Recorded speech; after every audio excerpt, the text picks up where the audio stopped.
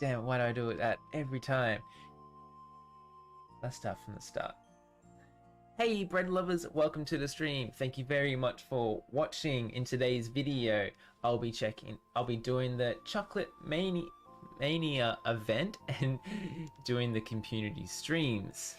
Today, unfortunately, I will not be doing any gacha runs, so if you join the stream for that, I am sorry friend, but I'm not doing any today.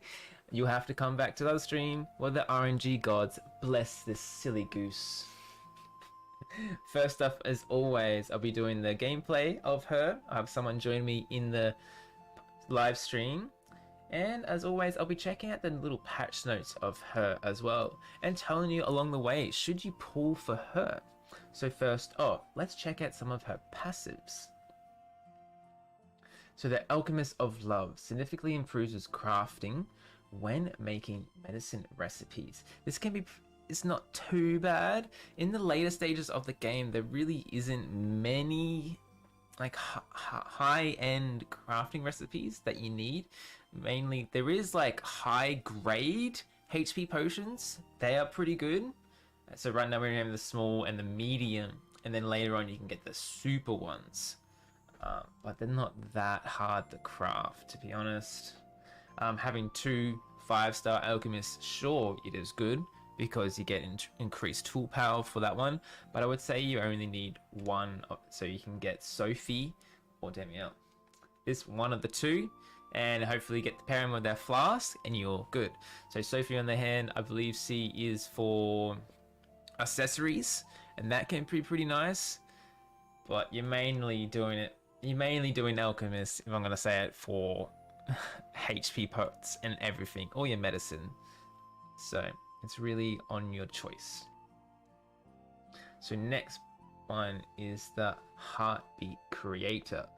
So this is, again, significantly improves crafting when making earring types. There isn't really many earrings that you really need to craft. So let's check. So as all characters, they do have a Batty Fury. Heals allies in a large area, inflicting fire damage to nearby enemies. That's very interesting. A better charged skill, the Love Potion. What a name, and especially if it's for Valentine's Day out there. For a flask to reduce movement speed of targets near the landing spot.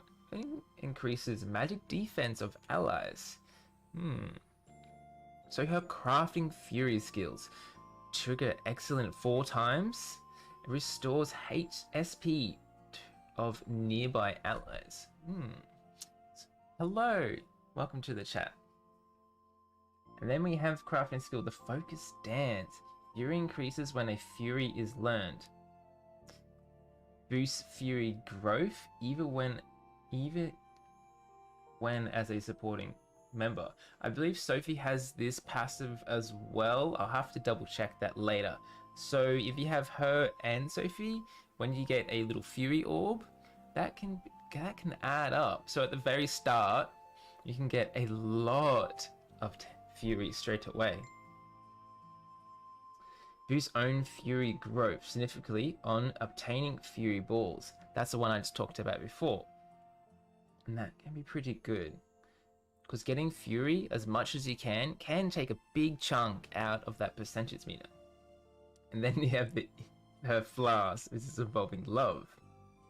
So her crafting skill, Alchemy of Love, can be triggered when you're got great 7 times, increases recipes completion.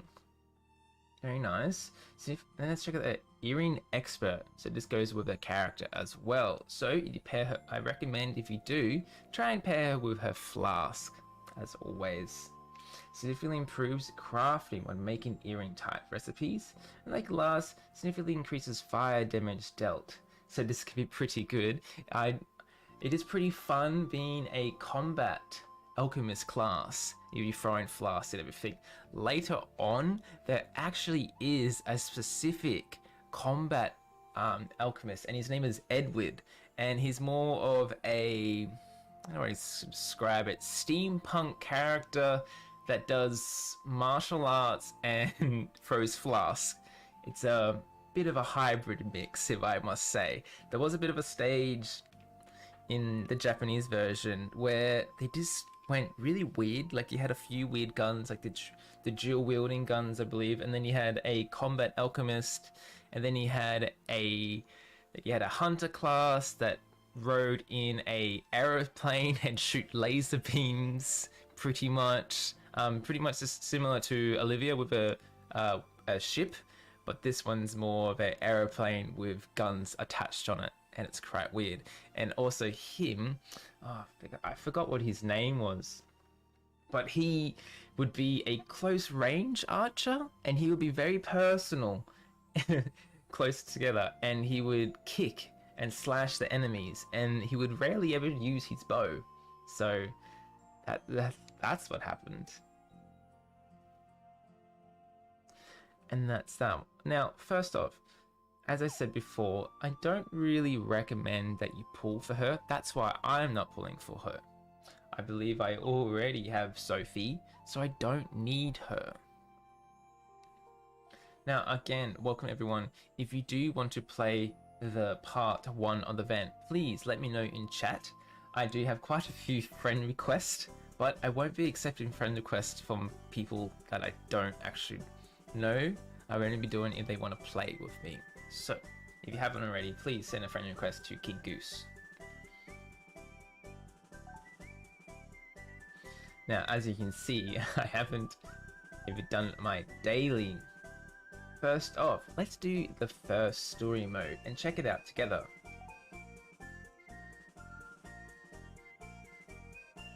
A certain someone shows up.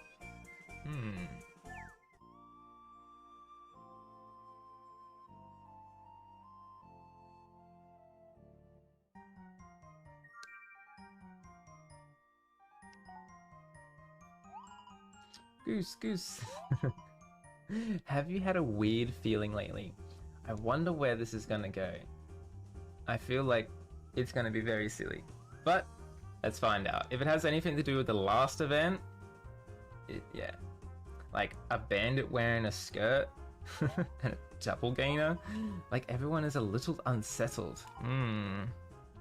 Is something going to happen? I don't know. That's because the event is starting soon. Yes, everyone, the event is starting right now! Hehe. May I know your name? You're the god's envoy? Hi. Yes. I'm the alchemist of love. Not good meeting you. Good meeting you. That sounds a bit weird. Good meeting you. Great meeting you? Anyway, what is that event? Thanksgiving is starting soon. Thanksgiving? Really? It's Valentine's Day. I don't know what it means by that. Wait, you guys don't know Thanksgiving? Showing your gratitude by giving presents to those who've been good to you? That's right, presents to show your gratitude. This event is quite something then. Yes, it sounds very interesting. So right then. I thought out of everyone else, you were the one who'll get me. So, I have something I'd like your help with. Why are they unsettled though still? You're the god's envoy. A lot of people will probably come to you for help. Help collecting presents and crafting stuff, etc. Or even asking you to manufacture the presents directly. You mean we just need to help them with those things? Exactly. Could you do that? Let's make sure this Thanksgiving is the event of the year. Thanksgiving requires a special monster. It's the brown jelly that's around only during this season, which is the chocolate jelly. Chocolate jelly, that might be tasty. Oh, can you imagine if you were in a world like Fantasy Life and you just had these chocolate jellies? Would they be eatable? Would you feel sad for the jellies? would it be a massacre? Would there be a restriction on how many jellies you can kill a day? Because I've killed a lot of jellies. Like a lot. Like even the Japanese version. Like there was events, like this event, and then there was other events where you go on a field search and you have to kill jellies. And every time you kill a jelly, you get 5,000 experience. So you do that nearly every day, you kill a lot of jellies. It's like you kill a lot of turtles in this game. These jellies drop chocolate essence and chocolate jelly, which are essential materials for the day. Ooh. Well, that's something the chef should figure out. I've really seen lovely jellies. It's super cute though. Right, Thanksgiving isn't only about gratitude. It's also perfectly possible to express your deepest feelings. Take two childhood sweethearts, for example, who grew up spending every moment together. If the girl is ready to change things, you can take and send him some loved chocolates. But the boy is thinking simultaneously, and that's how both find out they are looking for the same thing. Alright. I love how she did that. It's over once I start daydreaming. What? Basically, you only collect materials after taking the chocolate jellies and the lovely jellies. That's why Thanksgiving will go off without a hitch. Okay, but still, it'll take a lot to fight the jellies in this shape. Yes, because the jellies are so damn hard to kill and they have a damn shit hitbox, don't they? They can be tricky customers. They sure can be tricky customers. It even says it in the story. So now you know why. So this is for you. The romance lasts.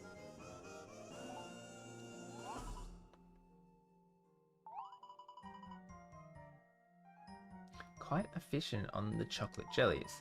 I studied them a lot to make sure we pull off a great Thanksgiving. Then finally produced this efficient flask. You're awesome! Sugoi! But that's not the extent of the flask's power.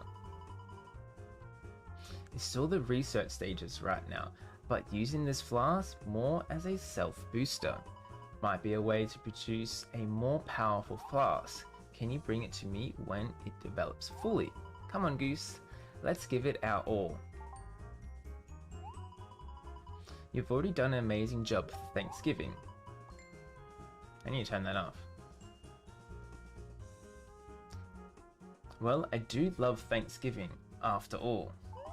Can a present perfectly convey what someone is too shy to say normally?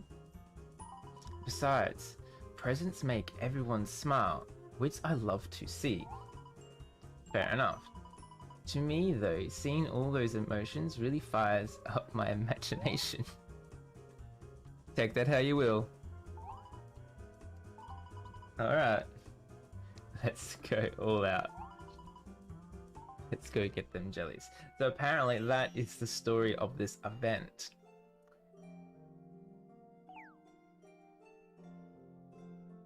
So apparently I just have to massacre all these jellies. I'm sorry, Mr. Jelly.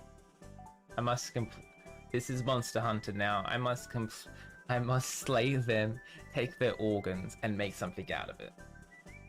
And bring joy, apparently.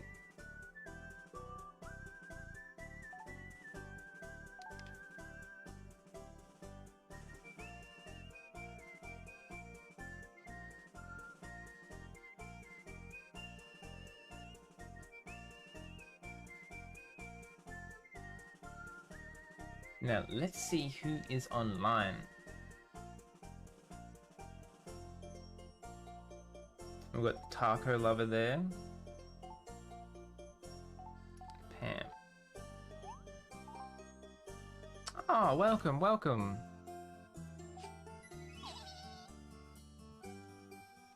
Now, again, if you do want to join me on the streams and help grind out the part 1, please let me know in the chat. It seems we already...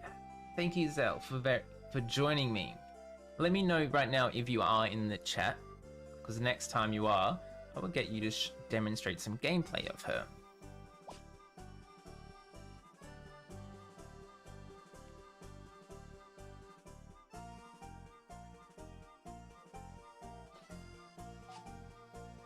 Now, it's also a good way to see who is a go-go squad, or are you a default user?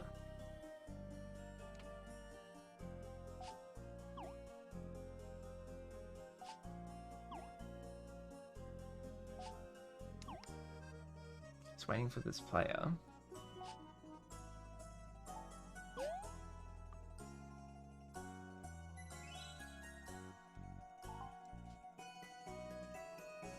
Oh, very nice. Oh, he left. I'll wait just a little bit for, let's see. Ah, welcome back. Wonder what happened just then. Alright, awesome. Let's go. Now, let's start off our first one. Hello, Mel.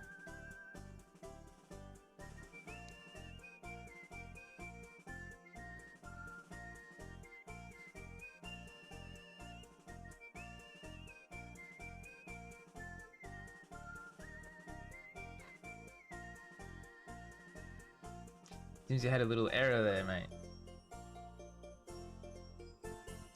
I got a friend request. Very nice.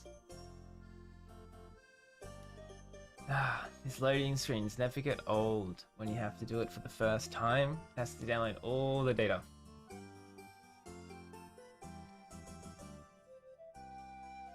Come on.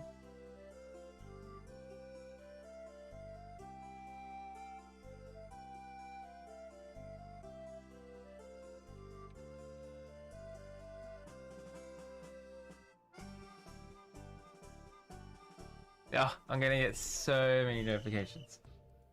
I already do.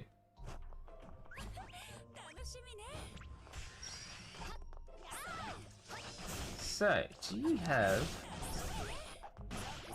Seems he also has the flask there as well.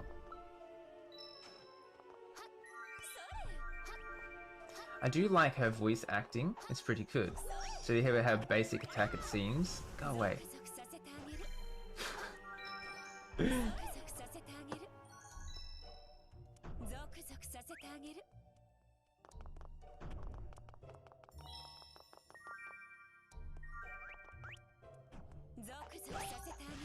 You have... Oh, go away. So as you can see, her charge one, which slows her characters down.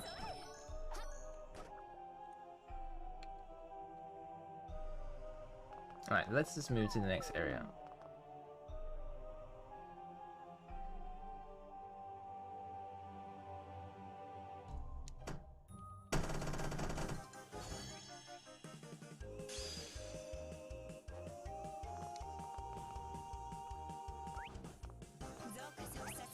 So you can see that her charge 1 does a bit of attack, and then you have, I believe, her charge slash, which gives a buff to allies around her. As you can see, it's only level 20 right now, so it is pretty easy right now.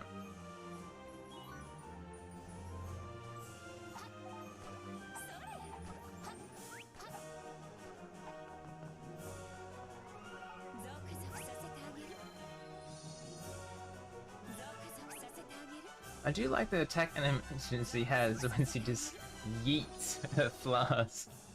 Her charge is pretty slow animation wise, yes it is. Yeah, she is mainly a craft, everyone. I do like the evolution stages she has.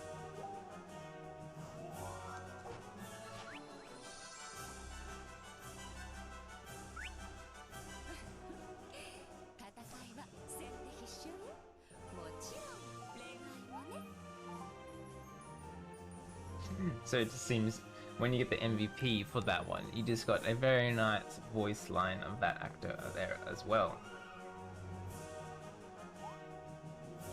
A alchemist specializing in making accessories and love potions.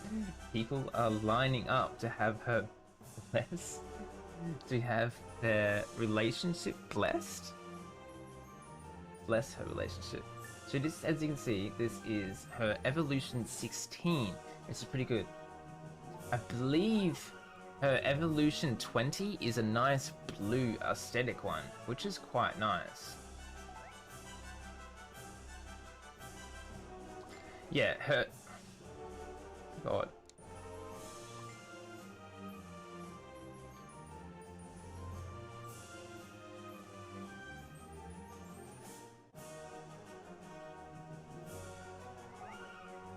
Sorry.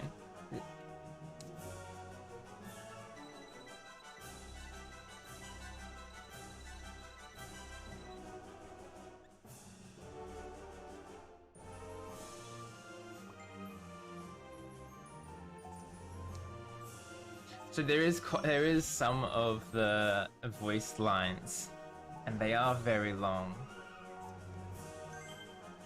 Now, I gotta defeat all them enemies. I swear to God.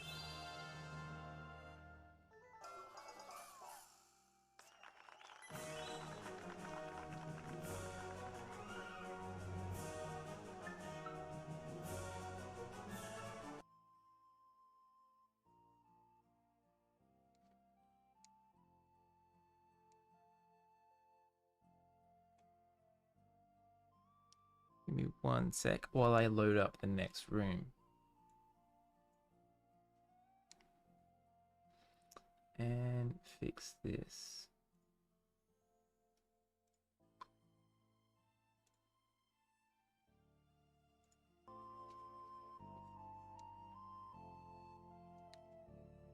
Give me 1 sec.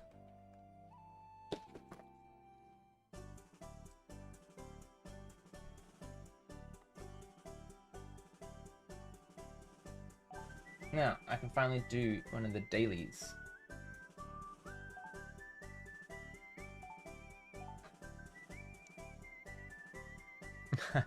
That's a pretty cute emoji there, mate.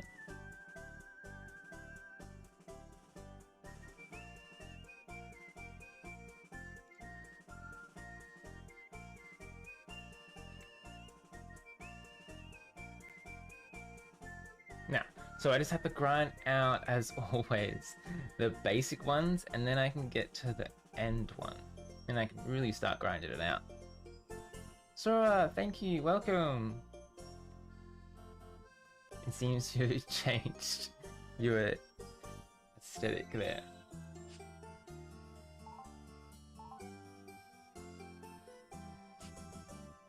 Alright, I don't think we need any more players, do we? As always, gotta do that go-go dance.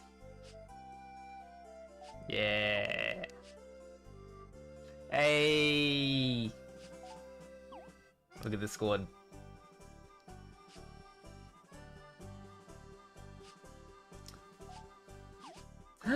My Japanese friend! Yeah! Oh, sugoi!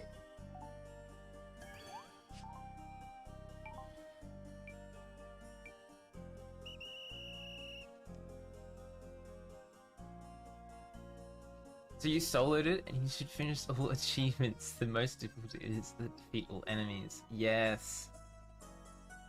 Yeah, so the person that just joined this in is a marvelous Japanese player. You should check him out on Twitter. I mainly follow them.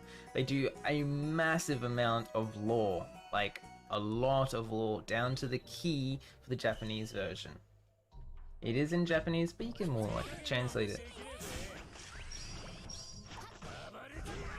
They did a lot of lore for Bang as we knew him.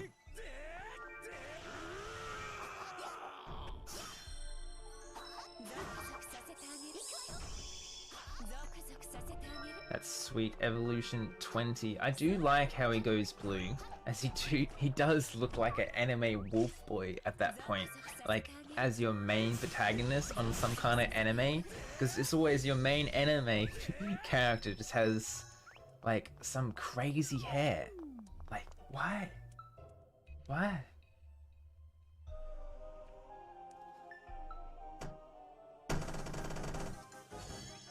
In this one, Sora would be our main character because she is wearing the least clothes, and that is logic.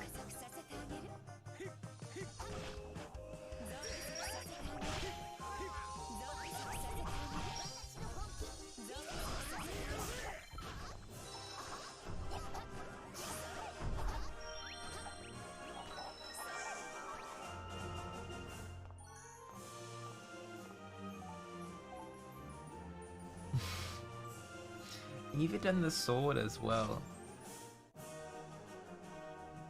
Hey.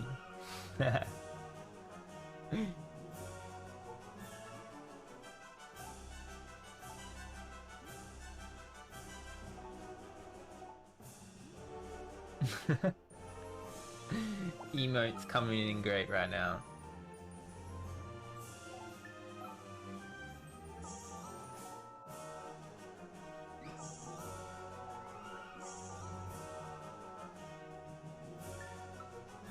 It's always good having a fellow Japanese player come out and join me again.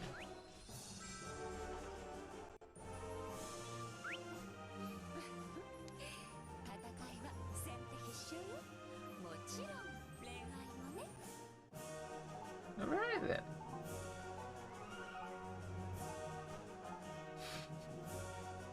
I love how you got the umbrella.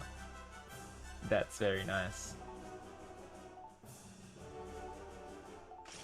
Umbrella in the crowd. You ready for that beach party, aren't you?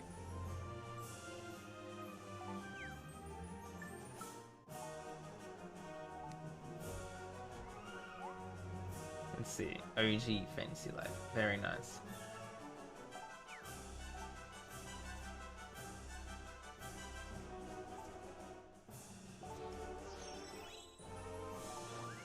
Hey, one pink jelly down.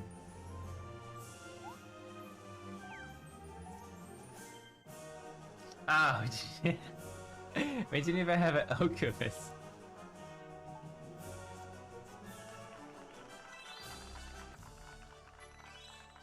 How come? How come? What was your question?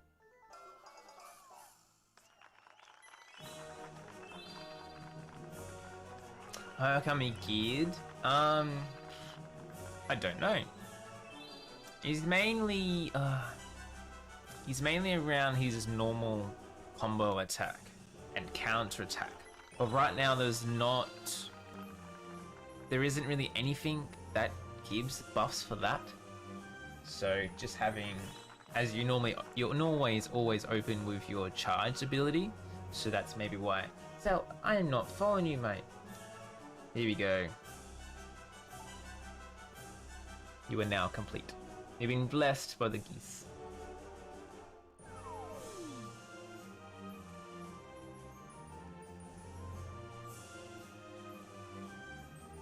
Yeah, of course. I thought I already added you. It's very confusing sometimes when you guys send me friend requests from the Discord, but your name is completely different. So if I haven't added you, it's because of that. I don't know who you are.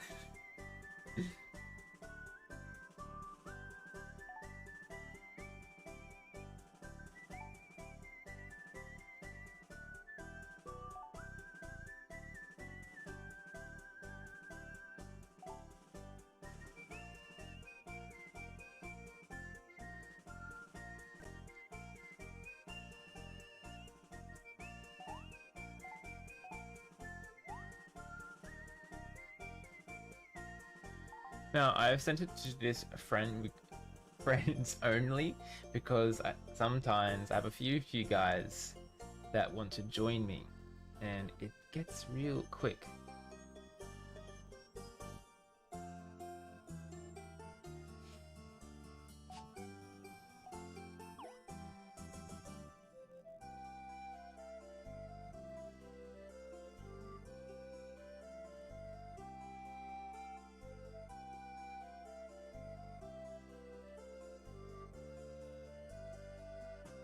So room is up if you guys like. Again, if you are watching, please let me know. Don't be shy. We're all lovely people here, and we all have a passion for fantasy life online, and we need to grind out the events again.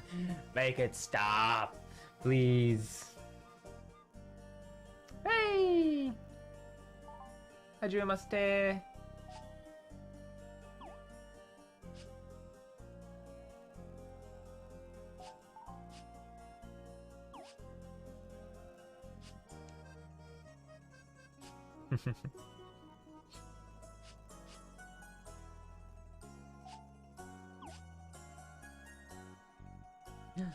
I hope my friend... Oh, she has that one equipped. Hey, not a default.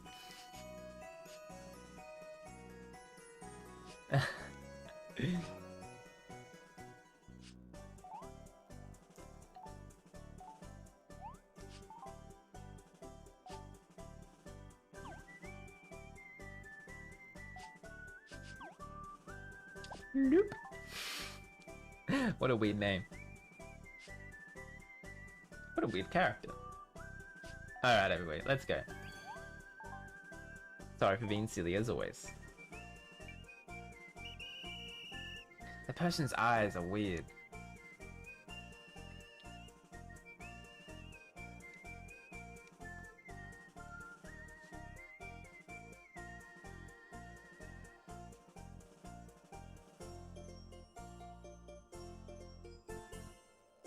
Again with the loading screens. Ah!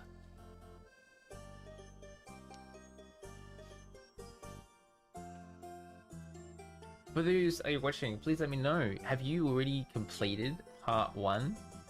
While I am just starting part 1? F in chat. I completed the Laura, the Bandit event at least, so give me credit for that. I completed part 1 with 30,000 points, which is all amazing. And then I only did 30,000 on part 2. I didn't really want to do the full 50,000 points for extra 20,000 points for one awakening stone. It just seemed a bit too much, so I just got the armor as always and got out of there. For this event, I hope to just maybe get the armor, get the crafting gear, and then maybe move on to getting some master resources. I'd like to do that. I also need to do like the frost feathers. I really need more of them to complete the bulletin board. So I really love that summer gear you have there as well.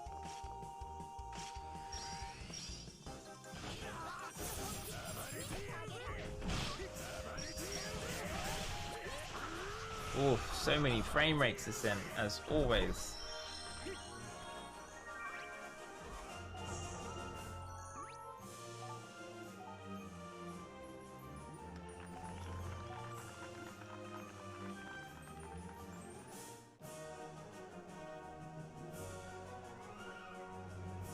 Yeah, as always, there will be a part 2, I believe. Most events always have like, this type of event always pretty much has a part 1 and a part 2.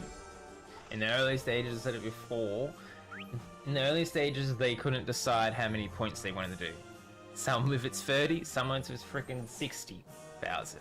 But later on, as the game progresses, these types of events, which can be super grindy, will be always, hopefully, I don't think Boltrend can change this. If they do, why? It will be 30,000 for part 1 and part 2. So in the early stages, it is a little bit grindy.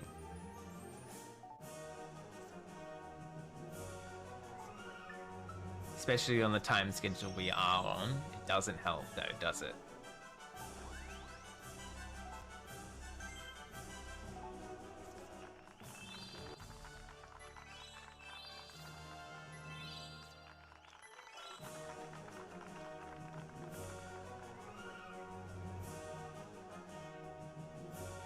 Loop.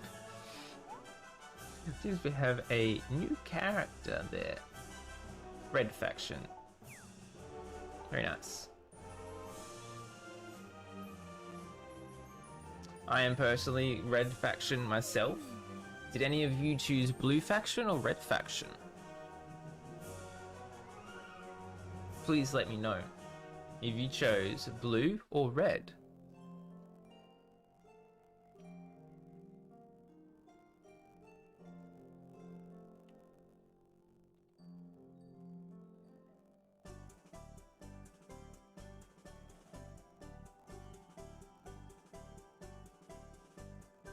Hello and welcome.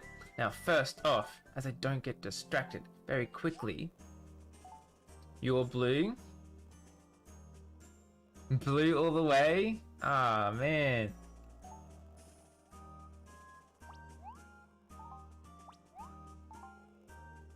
I have some of these people here. If you see yourself, I do apologize.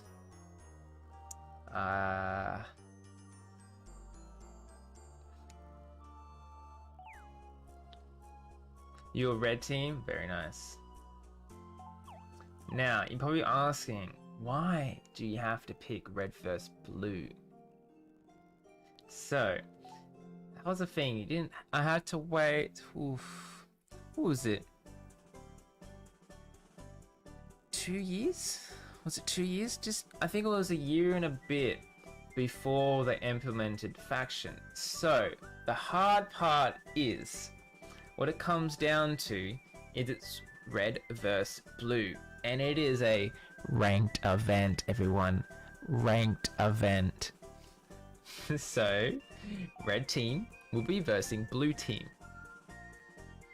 Now, the way it gets even more intense is blue and red have their own players that get ranked up. But each one has a set number of points you need, like a point bracket. So, if you're in the blue team, you need to have, estimate, you need to be 60% of the average points total. And that's the same for the blue team. Oh, sorry, I battered you down. So that's, as I was saying, that's the same for the blue team. So what happened in the Japanese version, because everyone loved blue, now God forbid if someone clips this right now and I told everyone to go on to the red team because it's casual, and everyone from the blue teams leaves to the red team, and now the red team's non-casual and it's all filled to whales, God forbid me, I am sorry. So, as I was saying, in the Japanese version, blue team had more players. So, that means you had to grind more points. But the reward you get for the blue team is you always won. And out of the red versus blue, the winning team will get bonus rewards. They get more rewards than the red team. But they would have to work a lot harder to get these rewards. And as well, so that's why I always chose red team, because I only wanted to get the point rewards and the armor. I didn't really care about getting relics for the winning team bonus. It can be quite nice, and you can get quite a bit of dosh bags from it as well. But the grind you had to do daily, that's a tough decision for me. That's why I went red team. What I broke it down to in the Japanese version was, blue is for whales, red is for casuals. But the way it's going in the global version, I don't know what's gonna happen. Okay guys, go red team, please, no, don't make this goose grind any harder, please. Which is really funny because in the Japanese version, let's say there was 4 or 5 ranked events, and I believe red team didn't win 1, which I don't mind, because you're really only doing it for the armor. Now I must admit, red versus blue events are the toughest events because they require so much time You leave it for an hour, your ranking board goes down, and you always have to stay above. So I believe if you're below rank 1000, you get the top rewards. And then once you get from 999 to, I believe, 10, you get more rewards. And then the first, second, and third, they get unique rewards to top ranking players. So it can pay off if you're a hardcore whale and you have nothing else better to do than to grind at these events. You can get slight more power, very slight. So some of the awards were small increase in a critical attack, small increase in water element, small increase in little bonuses. Now mind you, these badges were pretty cool to have, because if you had these badges at the accessory slot, you'd be like, whoa, this person got this in one of these ranked events, and like they got first place out of like thousands of people. That is pretty cool. But it's so grindy. I would have to say, like, yeah, I'm really worried. And as well, with these ranked events, you have to, if you want to be the best, you have to get the gacha weapon. Because the gacha weapon does so much more damage. And more damage, the less time. You can also do these rooms online, which is pretty good. Some of the Japanese players would always tweet on Discord and Twitter, and they would all dress the same. It would be very funny. They would sometimes all call their names the same, so you had first, second, and third, and they'll be the same names, and they would look identical. It was quite funny. As well as sometimes there was a few bugs in the Ranked vs Blue. I'm not sure how this would go, but it became quite a problem in the Japanese version where players were hacking and cheating.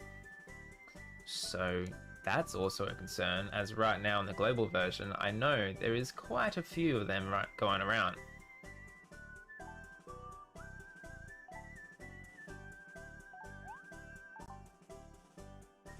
So I got 33.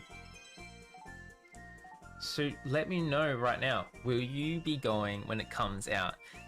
Blue team or red team? After you know this information, will you go hardcore grinding on blue team to get the most rewards? Or will you go red team to get the minimum awards and less winning awards? So it's up to you really. But remember, each of them had their own ranking. So if you're a blue team and you got first place, you are amazing because you just bait so many more people. But if you're on the red team and you got first place, you're still amazing, but you didn't have to grind so much. I did a few and I got, one of them was rank 100, one of them was rank 40. I think the first one was like rank 40 or 50 something, and that's me playing nearly all the time. And you count it down to when it stops, and you're like, oh come on, you gotta speed rush every single goddamn of these events you can, and then it stops. Stop getting points, and the board stops and it freezes, and you reload it constantly, and you see it. And then you see your number, and you get the confetti screen go up, and you're safe. Or you're not safe. So, do you think we have whales in global? Yes, we do. I know some of them from the Discord.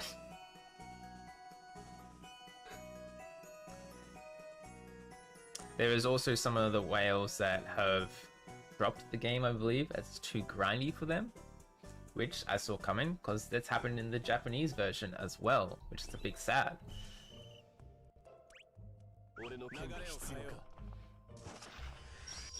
So it also brings to my attention, like, how in the bloody hell are you going to do a ranked event in the future while we have other events going on?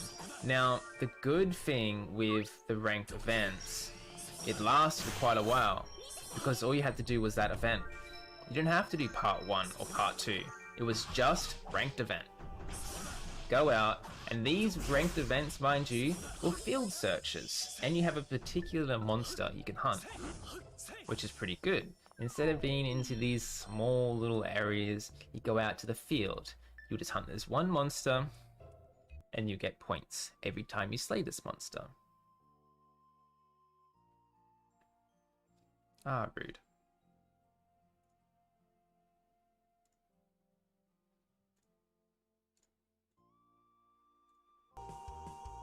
Wait for me!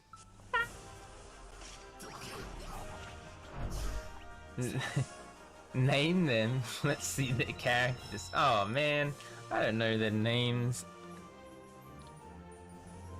I'm not gonna call out. If you know them, you know them. Just check for the whale icon next to their name. That's all you have to do.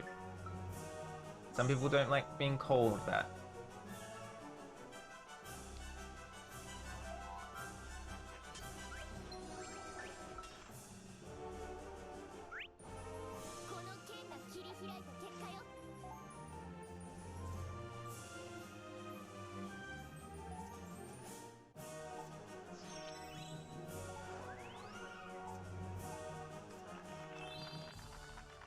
Some of the rewards you get for this one aren't as useful.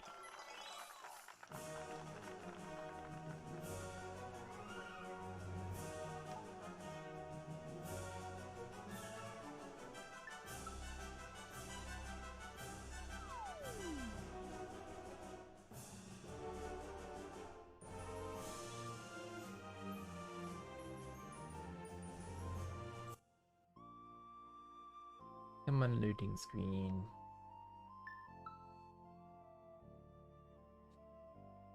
So yeah, once that event does come out, I'll be very interested to see how it goes. But mind you, once that event does come out, you do have a few days to change faction, but you can only do it once. And I believe you change your faction every time a red vs blue event comes out, so don't worry. But mind you, I believe if you are blue team, you do some points and then you change over, I believe it gets rid of your points. So that's something to keep in mind of. As well as later on, there's a pretty cool feature where it's one of the little plush thing. He has a backpack on his back and it's a treasure hunt. So you can go out and you can get, what is it? They used to be called bingo coins? It's like bingo coins, and you can use these coins on like the heart gotcha, and you can get specific items from there. So if you are free to play and you can't do the boss, you can kill mimics and they have a small chance, and you get XP as well and small amount of points, or you can go around the map searching for this treasure hunt. You'll get slight hints on the map from notifications on saying whereabouts it is, but it comes around every few minutes.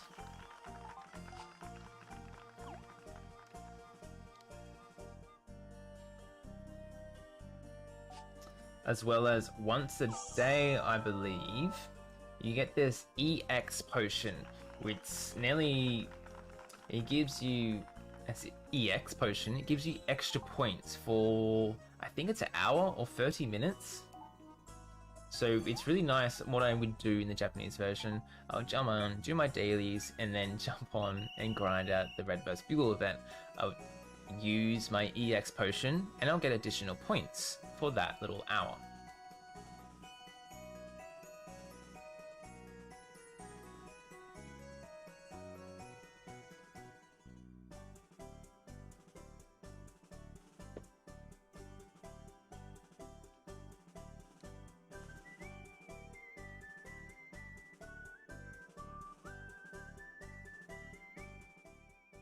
Yeah, red vs blue events were the worst events possible. As you thought this one did time consuming, red vs blue is a lot more time consuming.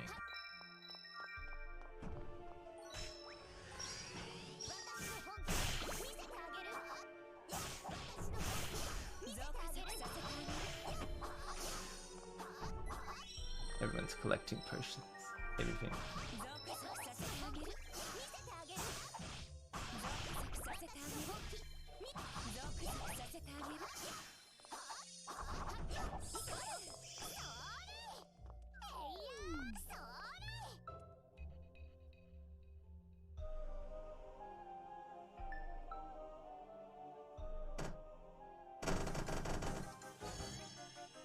Alright, let's do this. I still need to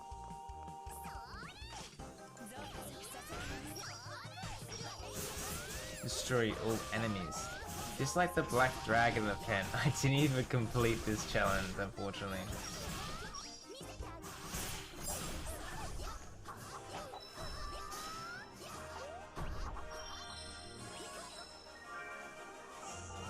Give like what? You say give like for curry?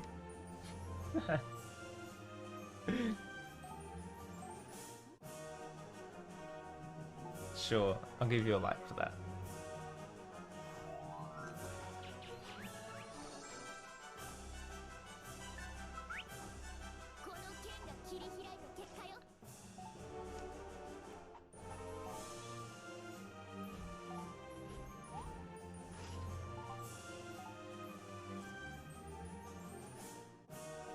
I am quite poor.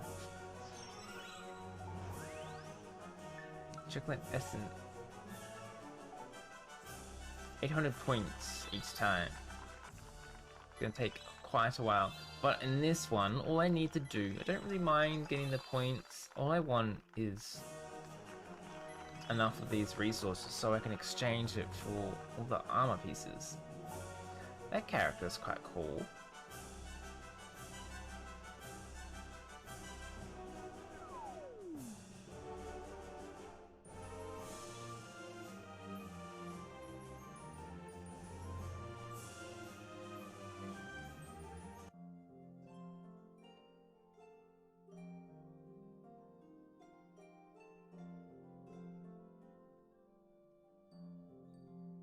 And also, the other concern is how many players will be playing the game consistently when Red vs Blue events come out.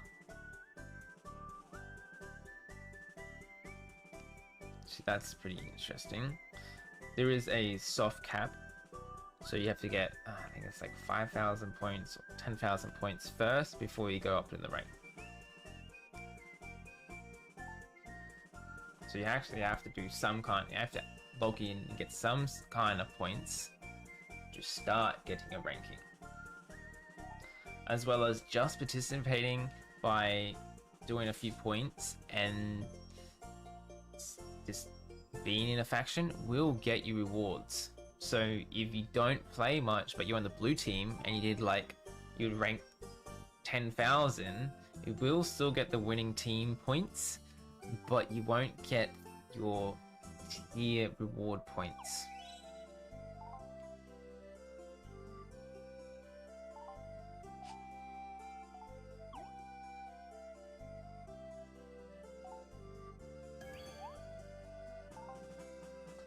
Got a nice alchemist there. The crazy eyes and a Santa costume.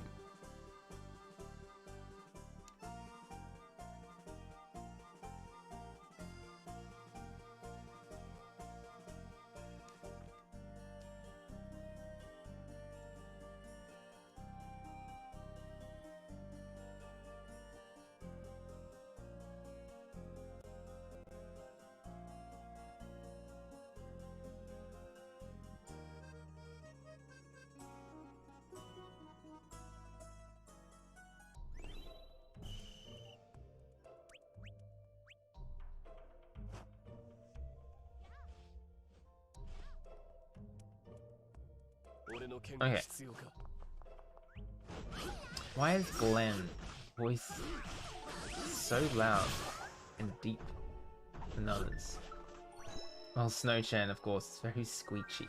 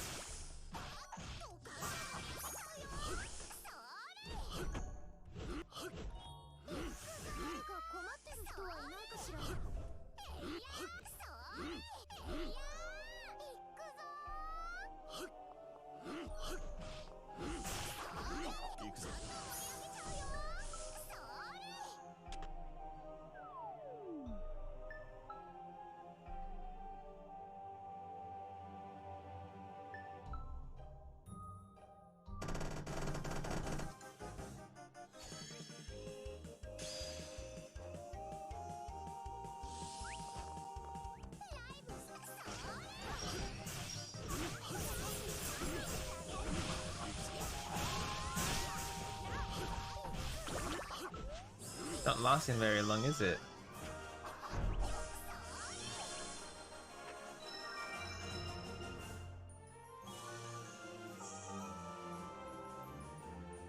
Now, again, don't be shy. If you want to join in my little lobby, please let me know in the comments.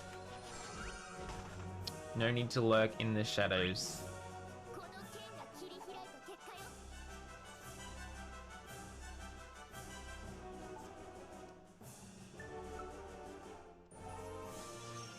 Got quite a few more boxes, and that.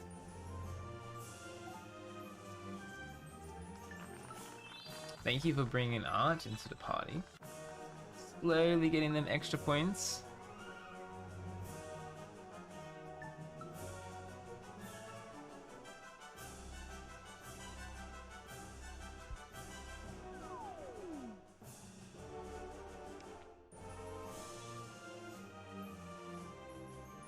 The question is, who will be the next event? And who will come from the gacha?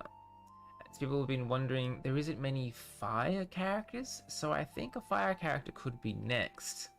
Maybe it'll be Ruby, which is a 5-star hunter, and she is fire. So it could be her. As well, I don't think it will be, but it could either be the plusling, but I wouldn't reckon pulling it for him. Or you can either have Crow, which is the other 5-star hunter, but this time he is Earth. He is pretty good, I must say.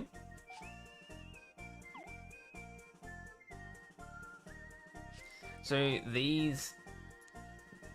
Ruby and Crow, their files are already in the game and they are already translated. So it's just a matter of time when Boltrend decides to release them, because right now the timeline is not going the same as the Japanese version at all. So they're doing, it seems to be doing whenever it suits them. Like, I understand on a Christmas we got Snow-chan. We didn't get her for months, and that's why she's so strong. Because the older the game, it seems they slight the character's power just up a little bit and a little bit, and then you get 6-star characters and it goes all the way up there, and then you come back down. Then they went back, they realized it was too powerful, so they went back to like your Aqua and they buffed her by quite a bit. And that's why she's decent now. At the start, she was really bad. Yeah, that's also the question. Why would we get Zero? He's way too good. Like, way too good. Like, as a 5-star character in the Japanese version, he was really good.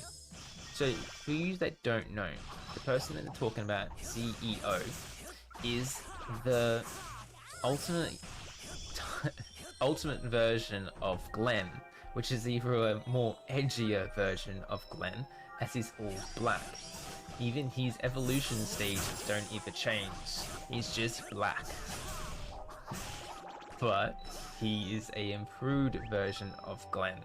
I would say that in the simplest of words, Glenn Zero is a 5.5-star character. He's just in between, and he is really hard to get. But it is Boltrend, and they can do whatever they want. I understand the Valentine's Day event, which makes sense. Maybe for some kind of Thanksgiving event, we may have Chocobo or something, which is a 5-star mercenary chef.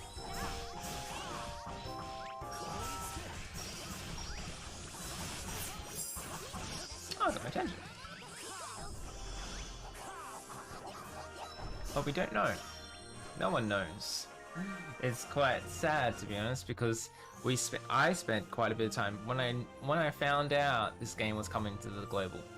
having a global release. I took time to sit down and be like, alright, I need to figure out when banners are coming and what events, and I put it down all in a little page, like dates and times, and so did some of the community members as well, and I gave some information for that, and you may know of that, you've probably already seen it in the Discord as the Google Docs, and it's got the timeline there and everything, and then we're like, cool, wait a minute, what's this? And then we just decided, like, well, we can't keep up, like, where are they? And the timeline is just whoop, out the window, down the road. Where are we? Oh, I got 3.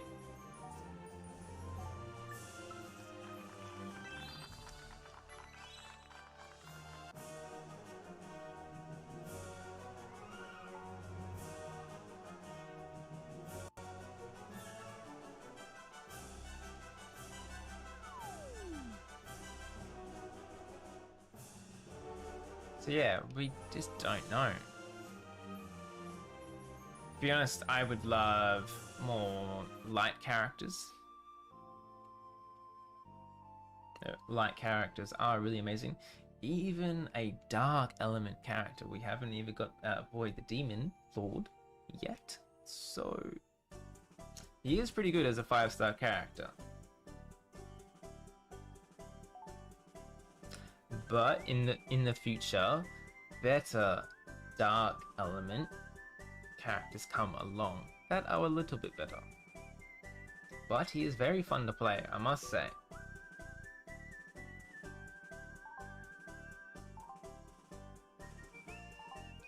Make sure you stay hydrated out there as well, as it's pretty hot in my room.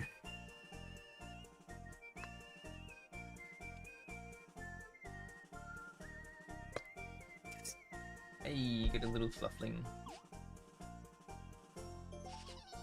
Do we have any Go-Go Squad people in the chat? In the stream? Anyone?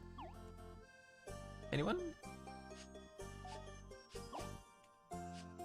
Hey! Hey. Alright.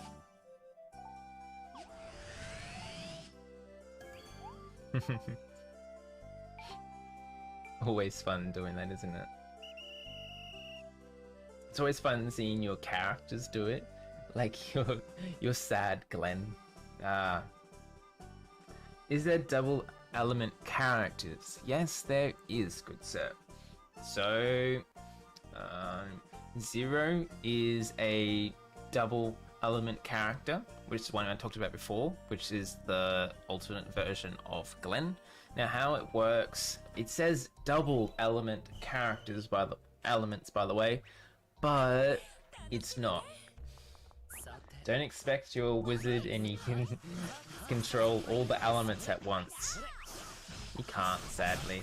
Sadly, you have to have the weapon equipped to have that element. So the way Zero works is he's mainly darkness. So if you have your sword, which is darkness, or something that has no element, your ego default darkness. But if you equip him with Glenn's Dragon Slayer, which is light, he changes his element to light element. There's a few other characters. There is the... Oh man, what was his name? There is the Final Fantasy character as well, which comes in, and he is a 5-star wizard. And he has fire and water. But the way it works is, I believe he was one of the first dual-wielding characters, and everyone's like, whoa, this is the collab event, and he can do dual-wielding? No, good friends. You have to have his staff equipped. It was a really awesome event. It looked pretty cool character. He wasn't that great though. He was really underwhelming, if I must say.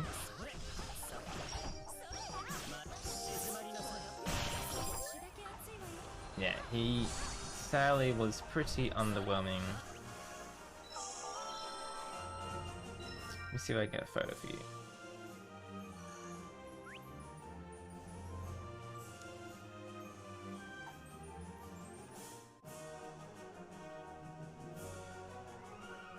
Here he is.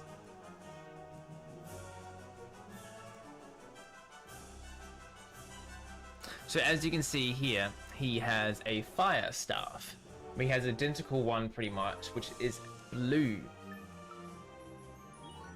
Now you have to have them weapons equipped to go for fire.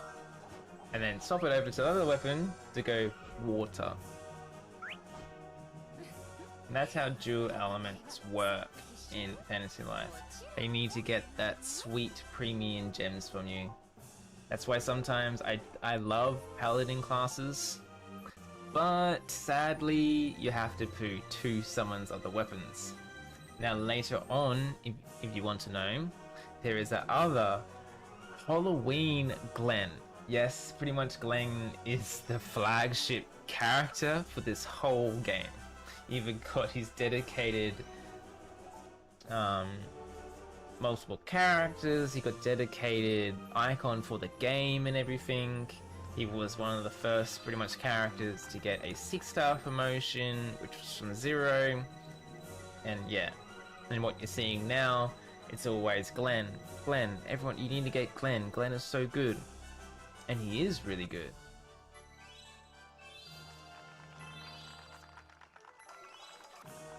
So as I was saying, there is a Halloween Glenn, which is a 5-star paladin. He is fire, and you can dual wield swords. So what that means is you can't just get one sword and you automatically dual wield. No, you have to get 2 swords. Now, both swords are slightly different than each other. You have the premium one, and then you have your sub sword. Now the secondary sword does, I believe it's the same amount of damage, a little bit less, but it has additional stats on it as well.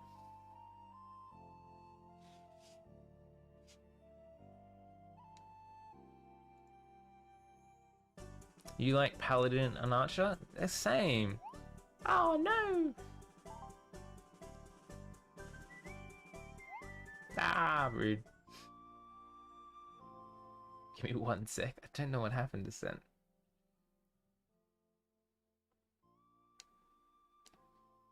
So you heard there were more Glenn versions. Yes, there is multiple. So what is it? There's the normal Glenn, the Halloween event Glenn, and then the 0 Glenn. So there's about, what, 3?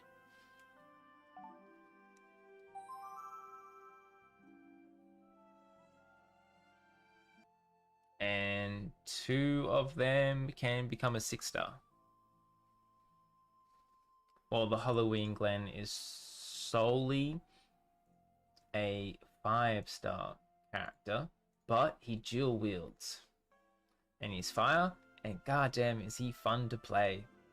Very, very fun.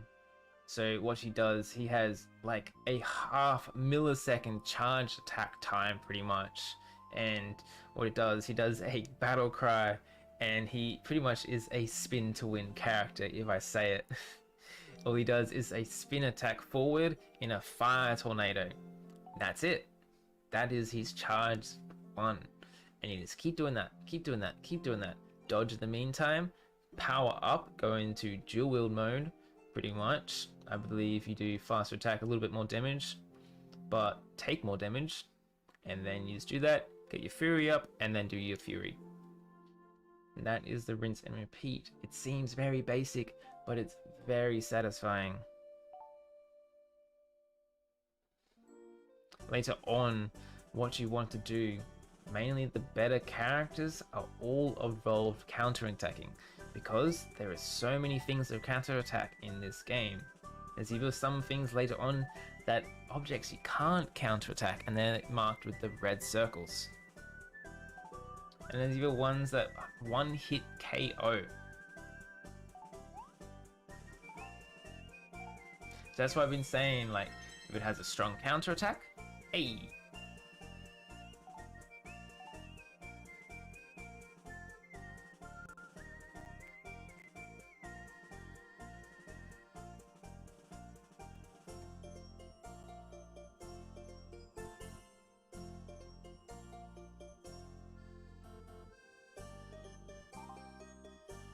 For those of you this is the other dark version of Glenn, and this is the Zero.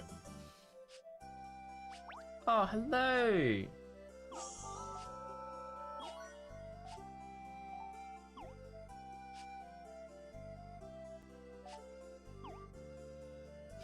Are you a default? Hey, you're not a default. Go squad.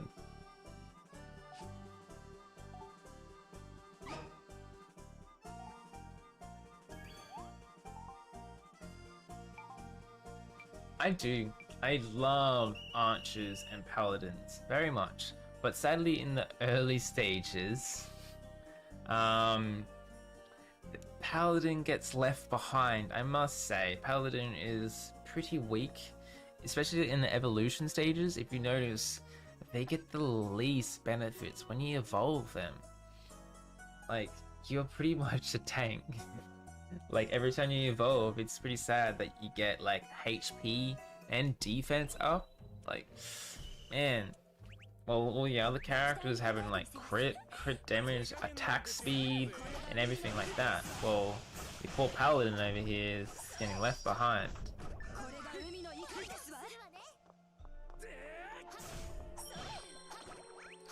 But in the early stages from Japanese, hunters got pretty much, it was always hunters, as in the Japanese version, Hawk was so OP. Like, he did a lot of damage, everything was weak to wind, you got so many wind events back to back, but they realized Hawk was way too strong, so they nerfed him, and they nerfed him pretty hard, and then pretty much he just had to tough it out. And then new characters came along, like Yata, which is like a pinwheel samurai. He's pretty weird. Really cool, but a really annoying gameplay.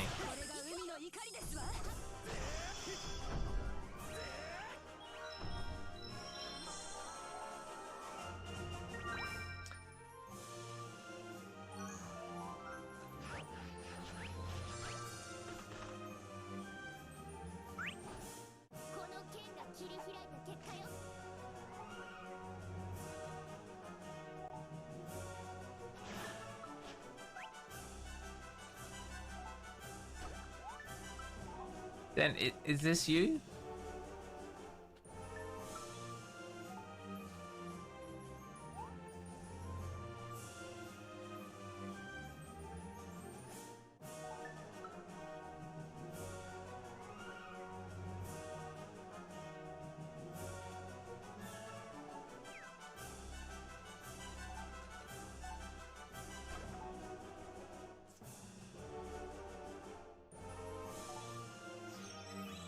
I'm the fish.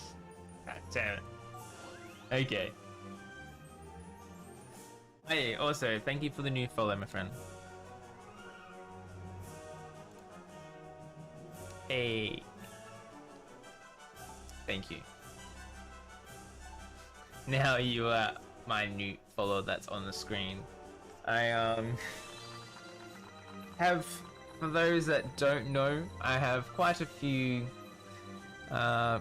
weird followers, especially in the Discord, talking about some of you. You know who I'm talking about, and you're watching. I know you are. Mrs. Smooth Butt Cheeks, or Smooth Buttocks. Thank you. Thank you for unsubbing and unsubbing every single time, so you can have Smooth Buttocks on my screen. God damn. People have some weird names. Very weird. And the algorithm always gives me the weird ones.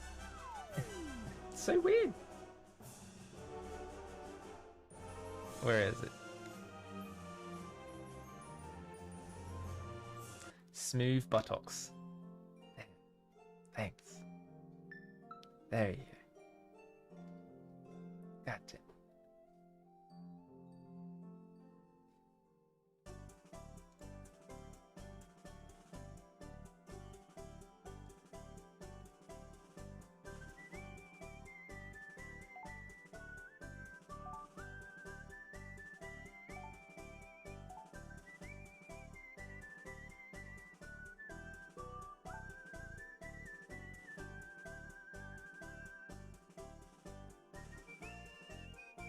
Oh, no, it's on. Pam.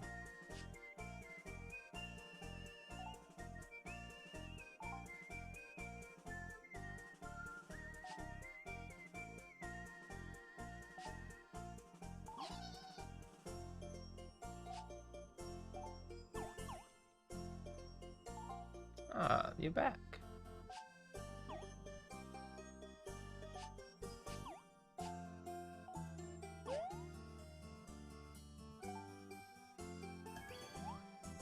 Why did they nerf him? Because he was too good. Like, he was so good, he could turn PvP on. That's how good he was. I'm not even joking. He was so good, you can turn PvP on. Yeah. Like, something happened in one of the updates where they tried to nerf him, but they also stuffed up the code for him where he could attack other players. So, yeah. That was really fun though. I remember doing that with some of the Japanese players. I would go around, just shoot each other, and then we'll counter attack, and then shoot, and just try and live. Also used up a lot of life potions, but it was worth it.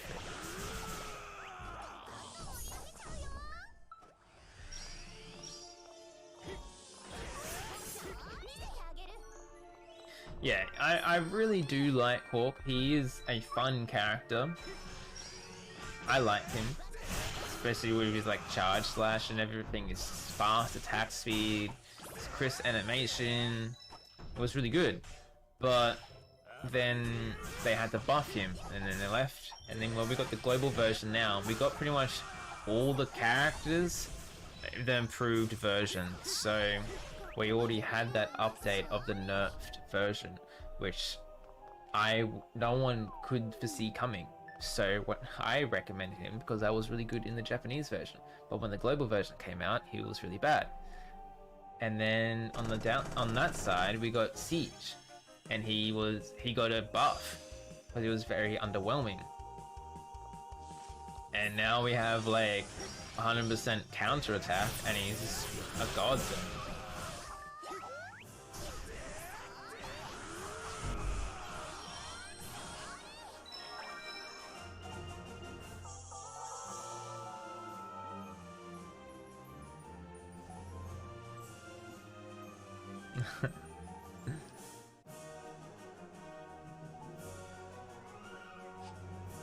It's always fun doing emotes.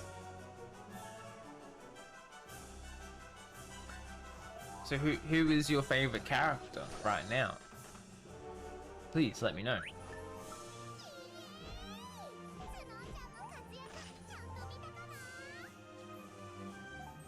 The goth version of Snow-chan.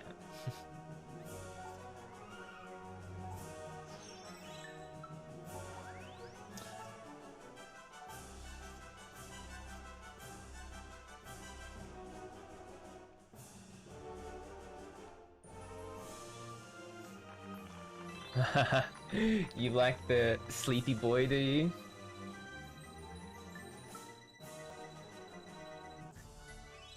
Yeah? Wow.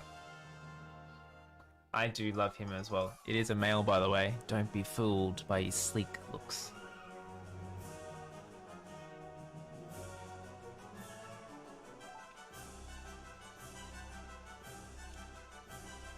He was one of my first characters I pretty much ever got in the Japanese version. And I don't have him yet in the global version. But I do have 3 of his stage stuffs though, so that's a kind of a win. I thought for sure there'll be a Snow-chan fan in the chat.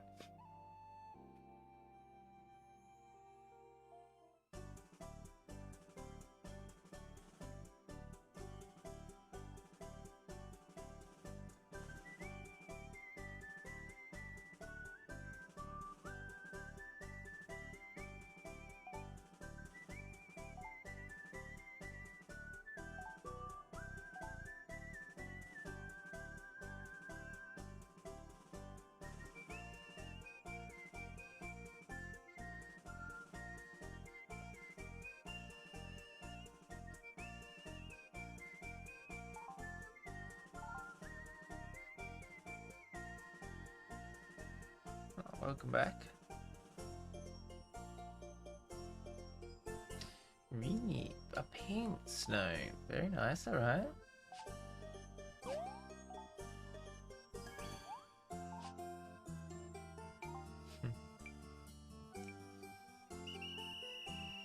I see some pretty cool character animations in the game. On Twitter today, I saw one.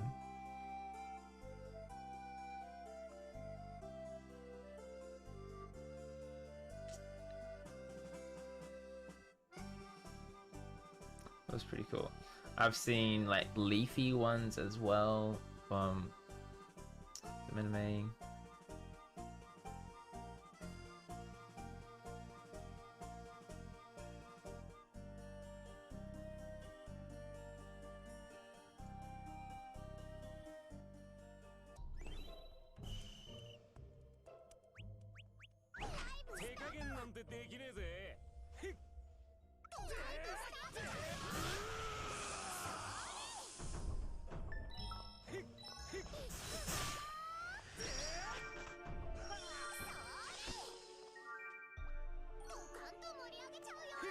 You can hear Snow Chan from miles away.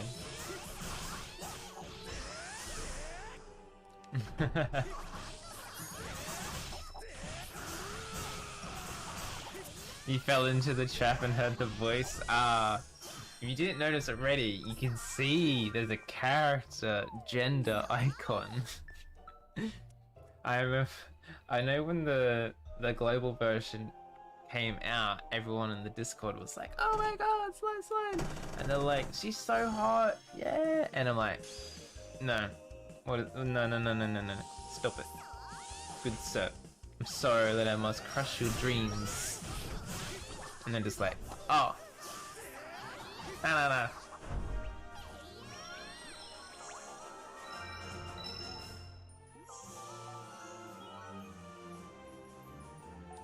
But yeah, he's pretty fun. You were too focused on the white hair. Yeah, man. You gotta be careful nowadays, alright? You gotta be careful. It's a very nice outfit. Ooh. We have an MVP, everybody.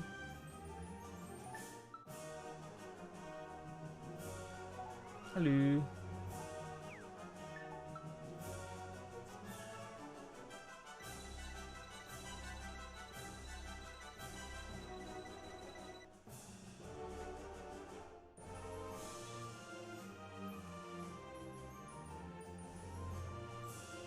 You silly goose.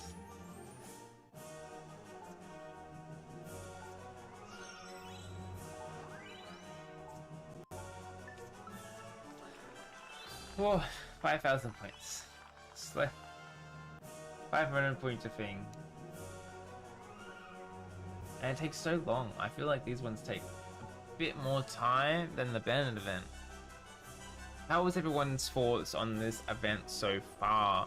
I'm not a big fan of this one. It just seems a lot more tedious and the rewards aren't that good. I know I do like collecting coins instead. I don't know why. Maybe it's just aesthetically pleasing. And the coins can have some kind of value as well. You can sell the coins. I believe it was what, 100 dosh each coin. So when we had the cow event, was it the cow event? Week to Wind.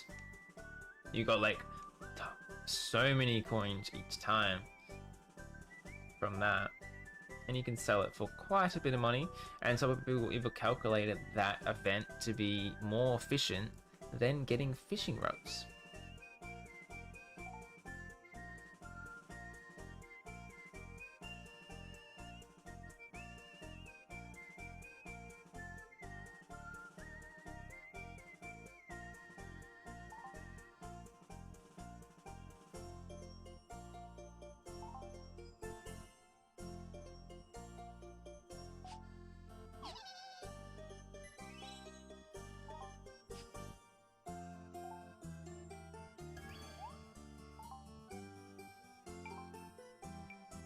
We got a big costume in chat.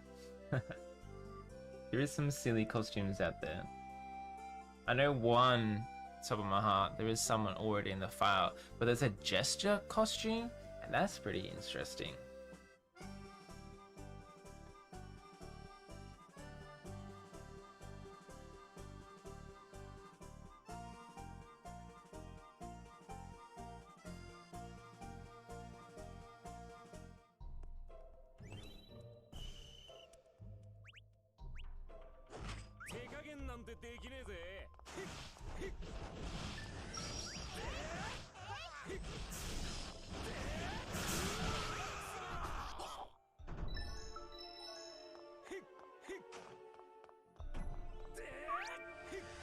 Do the charge attack.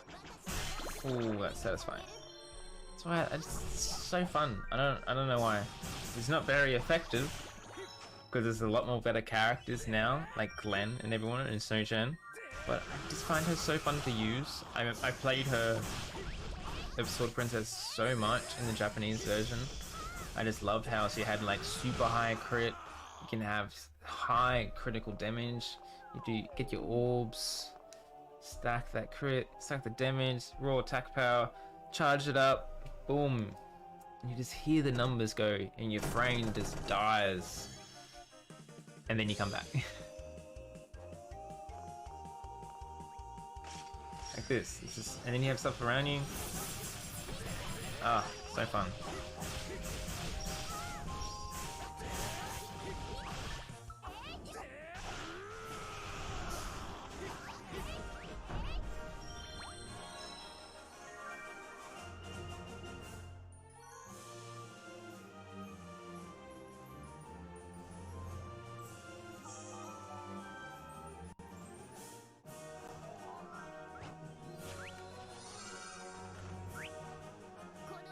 There is some pretty cool armor you can get from like events. Like there is a frog armor, kinda.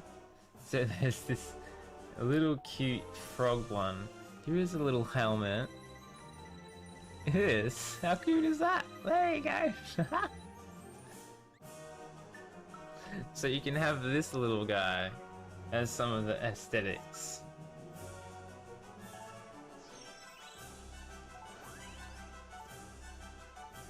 Because it's fantasy life, there is some silly things out here. And then you got like the crow armor.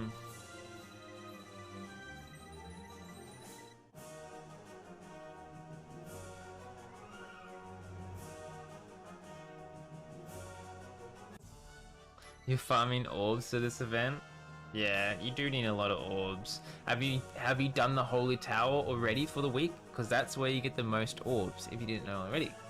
In the early stages, if you can, I highly suggest you do the Holy Tower. It can be a bit grindy, but it is worth it. As well as all them souls you get from the Holy Tower will be removed, but you can exchange them for dosh bags. So I highly recommend, if you have the time, that you grind out the Holy Tower and get them souls.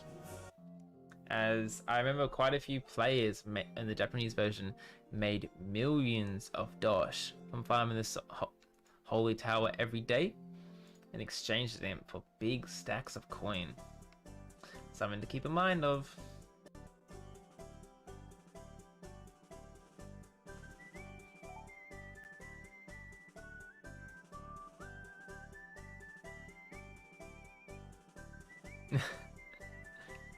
Why remove? Because the game was evolving.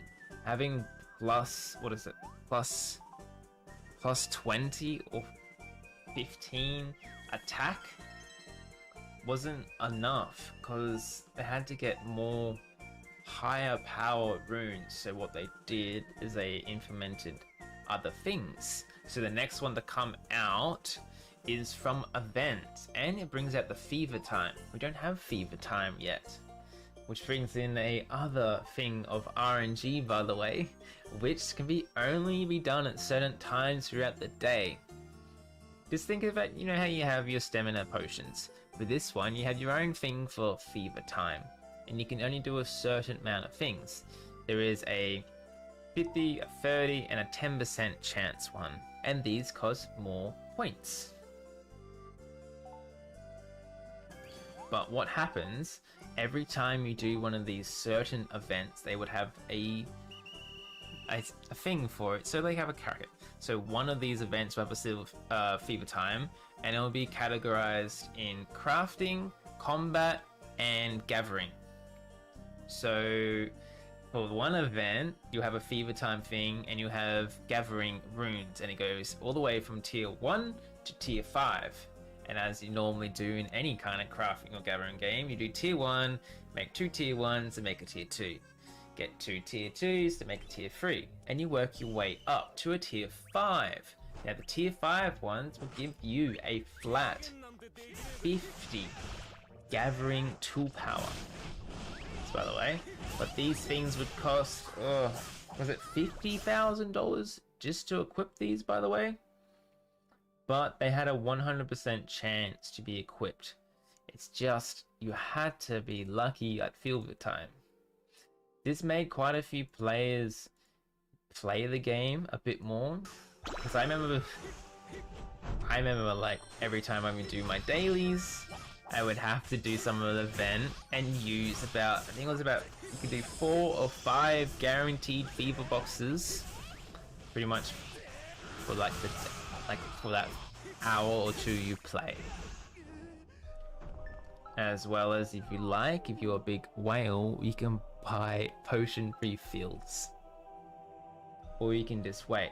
As well as if you have the gacha character for that banner and that weapon, you get additional percentage chance. You get a higher % chance of getting a fever box. So again, it pays off having the gacha character and weapon. Oh, I missed.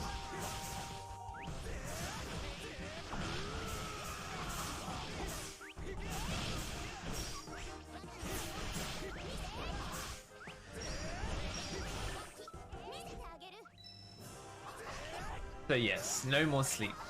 No more sleep. Yes, it is very early stages. I do like the improved version. So pretty much just think this event right now, same category, but they add fever time to it, which is more RNG. You get more rewards out of it. Some of these awards were pretty hard to get. I remember the Final Fantasy event that is apparently confirmed. It's a crossover event, and it will be with the dragon. I'm not gonna butcher the name. One of the armor sets was solely from the fever boxes. Solely from the fever boxes.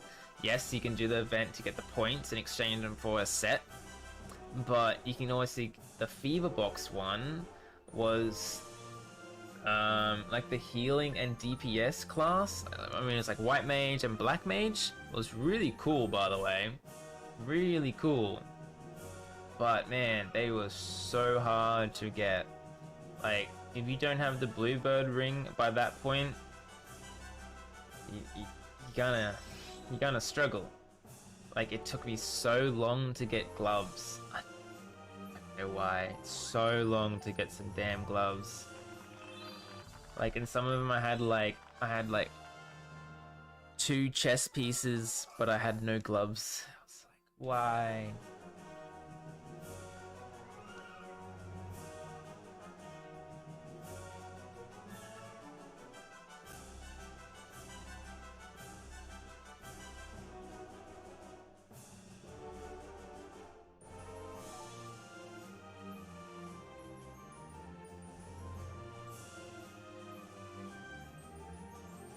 So yeah, it is a pretty cool update, I must say, but it has its downsides. It can be really satisfying when you get all your coins, you have a good run, then you get a fever box and you're like, yes, and then you get something good. Sometimes you don't get anything. Sometimes you have a 10%, so it's really, it is addicting nearly. Like, you just put it on the 10% or the 30% and you try your luck. So I believe you can have it if you have the character as well. You can spend like 10 energy, you have a 30% chance to get a high fever box. And sometimes you get that sweet miracle icon and it changes it into a big fever box. And then you get like the reward you want. And that is joy right there. That is joy. It's pretty addicting. I'm gonna say it. But it's also very grindy. Very grindy. For those that joined my chat and you're viewing right now, if you'd like to play with me right now and be on your TV or your mobile device, please let me know in chat what your friend thing is, or if you like right now, just send me a friend request if you haven't already, silly goose. I'll get the notification on screen and I'll add you as soon as I can. For those that are just watching right now, if you haven't already, please subscribe. You'll get your name down here.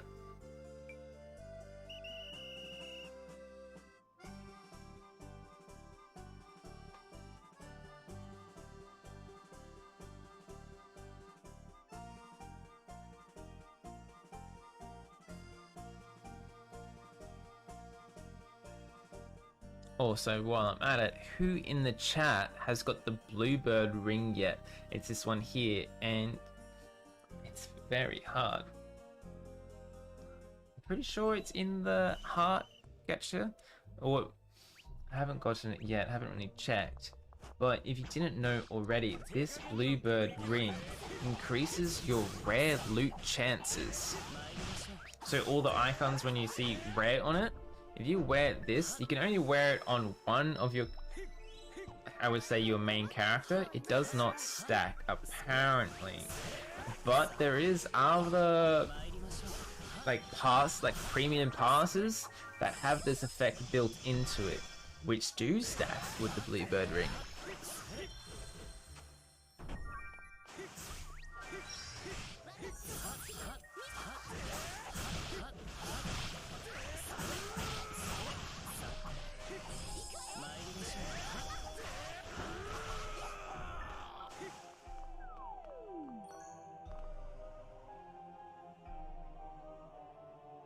Not sure. The what is it? Joy box, happy box. I think they call it smiley box in the global version, which is bizarre.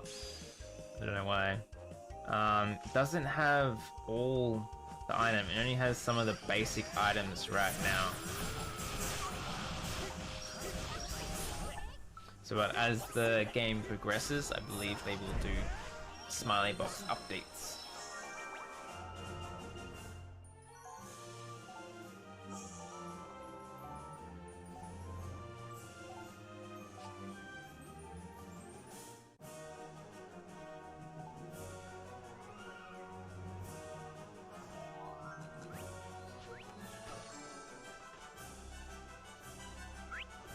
Hey, I got it.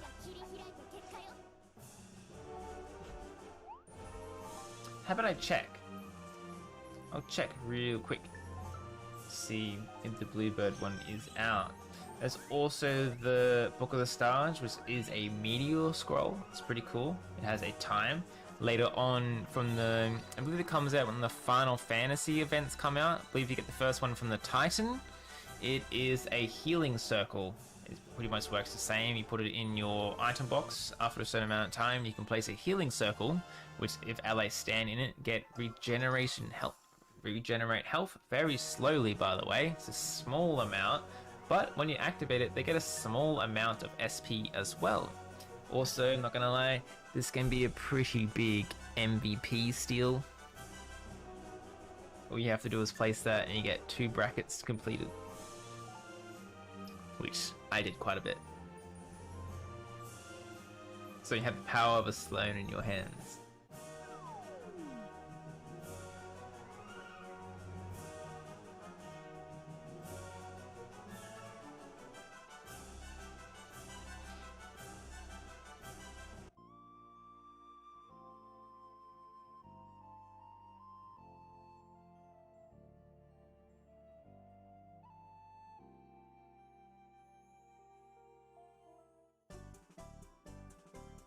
Now, let's see real quick. I have quite a bit I got a new friend request. I got 9.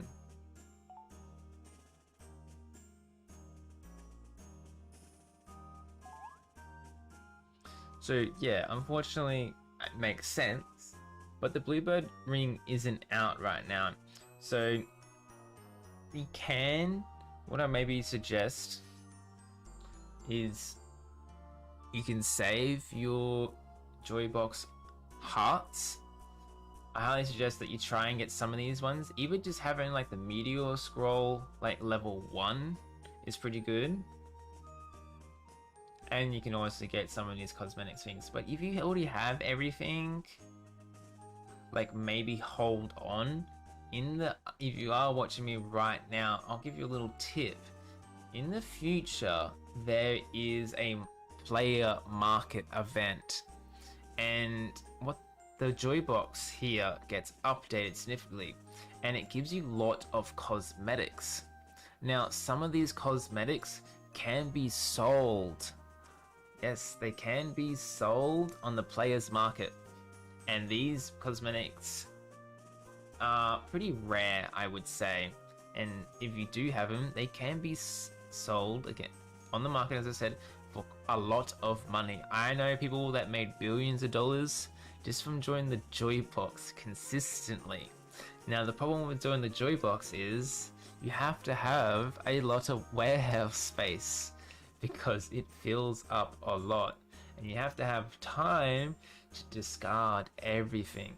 So good luck with that. I had thousands and thousands of hearts. I could have made money off it, like a lot, but I didn't want to have the time to sit down and pull for the Joybox and then discard items. So that's something to just keep in mind. It'll be a long while until that update comes, but as I said in the 4, if you have the Meteorite Scroll on a 1 and you feel satisfied for what you have right now, that's cool. Maybe hold off and don't do anything until you get an update. Now, there is some cool items. Now I say, like the steam pump jacket you see here, the fishing accessories, the corn cob, the watermelon, the crab, and the umbrella, they are your basic ones. Now, later on, I highly suggest that you keep them. Don't disregard them for now, if you can, because later on, if you have 3 of a kind, you can exchange them for like a emblem. Now, if you have more emblems, you can do it into a tier 2, then a tier 3, then a tier 4 or 5. Once you get up to the highest tier of exchanging them, you can exchange that emblem for a Meteorite Scroll. So if you are unfortunate and you don't get a Meteor Scroll, Book of the Stars, I mean, like straight away, and you get a lot of these cosmetics, you get like 10,000 red crab shields, you can exchange them slowly to get a top tier emblem, which can be exchanged for a Meteorite Scroll level 1. I did this quite a bit in the Japanese version. This is my information from the Japanese version, so you know, but I can't give you a guaranteed time frame or when this would happen. I'm just giving you this knowledge now. So I hope that helps. As well, if you didn't know, this is the corn on the cob, and it's one of the mercenary weapons. And now, there's a unique thing. When I was talking about the Red vs Blue event, the first one that comes out is the most annoying as Red vs Blue event, by the way. It is a giant lizard. Now, this lizard can paralyze you. God, if you hated the Red vs Blue event, it's gonna get a lot more annoying because that boss is gonna stun you to death and slap you around the face like a silly goose. So yeah, back to the story. This corn on the cob with the Red vs Blue event, it has a main character weapon, and it is a great axe. It's pretty cool. It's for your mercenary class. It is Earth, but it's really cool about it. When you do your charge attack, The axe grows. The axe grows when you swing it, and it does a massive swipe. But if you overlay that axe with the corn on the cob and you swing it, the corn on the cob grows.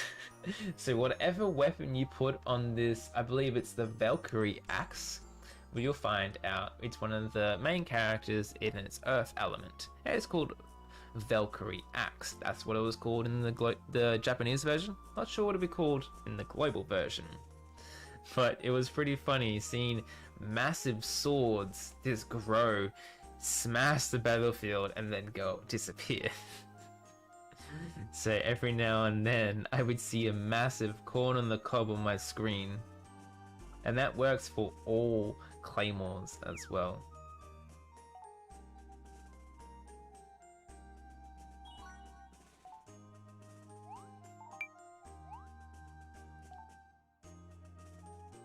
Living that free-to-play life. Just play the game, consistently grind, and you'll get there. Dare I do it? I am 4 joy off from getting another one, but I'll do a 10 summon of joy box just for you guys, and maybe, just maybe, that Goose luck will come in.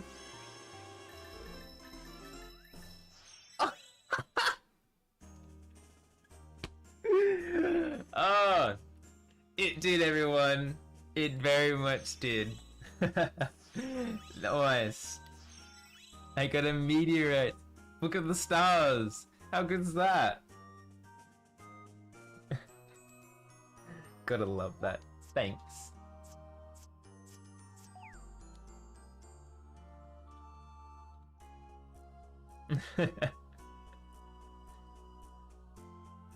I don't have many.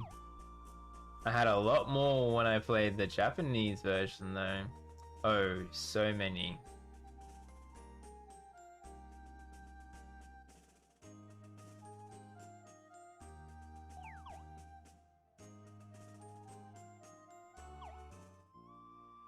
Yeah. Sorry for the little detour. Let's go back and do a few more of the events, shall we?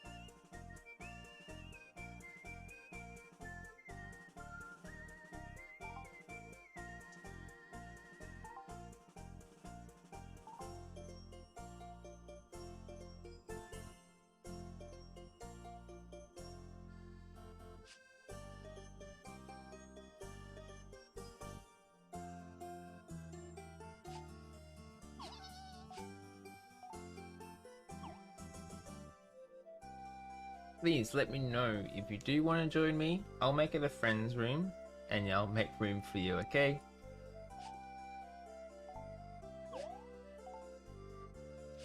Seems you got Red Dragon versus Black Dragon.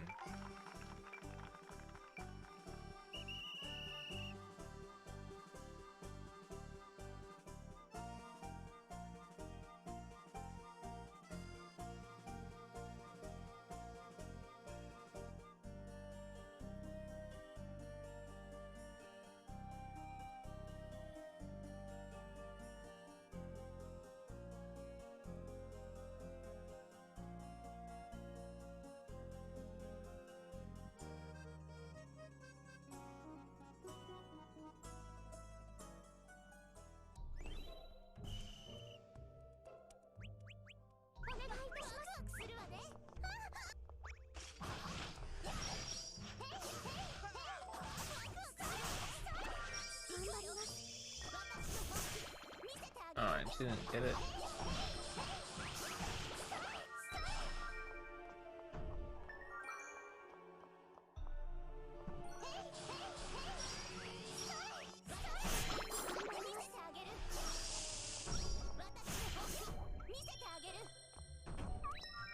slowly do it. See, we got a, what is that? A Haku. Shrine Maiden. Quite leveled up, but she doesn't have her staff, it seems. Big sad.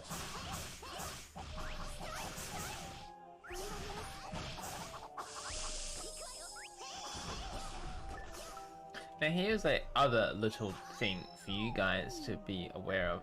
This may be one of the next major updates. I have worked on this from the Japanese version. Let's see if this works. Cover chat there. Give me one sec.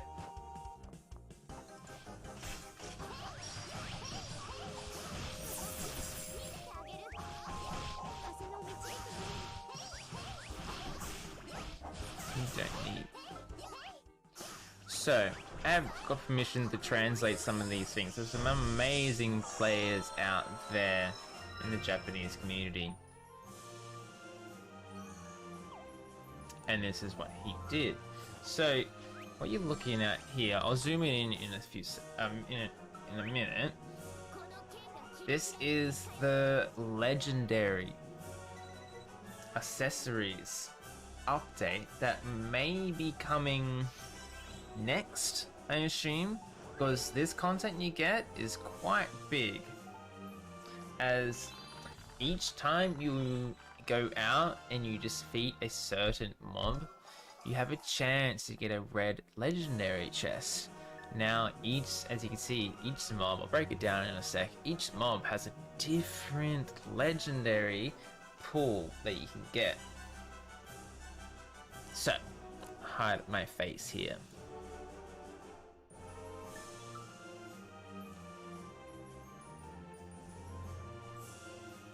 So, as you can see, hopefully you can see it. So let me know in the chat, can you guys see this? Please, let me know. Is that readable? I'll be reading it out. So, some of these percentages are a little bit more, because they buffed it. So as you can see, like, you had the Lightning Gather Belt. Like, that increases the max version of that one in the early stages. Not sure what it is going to be in the global stages. Is basic attack damage up. And that, for now, is max 7%. And then you got the Firefly Brooch. And that is critical damage up 10%. And then you got the Meteor Pendant. And that's charge attack damage up 10%. Now, these can be pretty fun, as this is why I highly suggest they do more field events, because these are really fun to do. Going out with players, getting resources, getting your master spirit items at the same time, while grinding these bad boys and killing everything on the map. And then you see a red legendary chest pop up, and you're like, whoa, what is that? So how it works here is you have your main bracket. So you have the, I believe, the lightning here. You get it from the red wolves and the blue wolves, and that's where you mainly get. Oh wait, no, so oh wait, so you mainly get it from the crowns, and then in the far right side, whatever the crowns are, you have a higher chance. But sometimes if you kill a carrot, you can get something like this. And as well as they have the Heavenly Merchant one, crit rate up, which it was, I think 5.5% was the max one. And then you got this Catfish Belt, which is from the Big Back Bird, which is so good to have, as it increases your counter attack damage by 20% max. Now that was a big player. I remember using this one so much in the early stages of the game.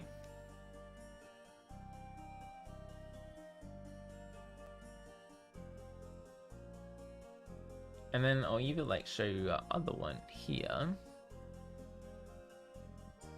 Oh, no, that's the wrong one. This one.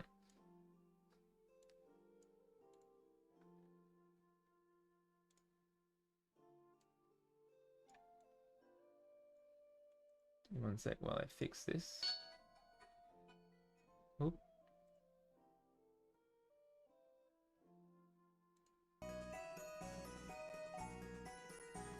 Is the drop percent the same for all those mobs?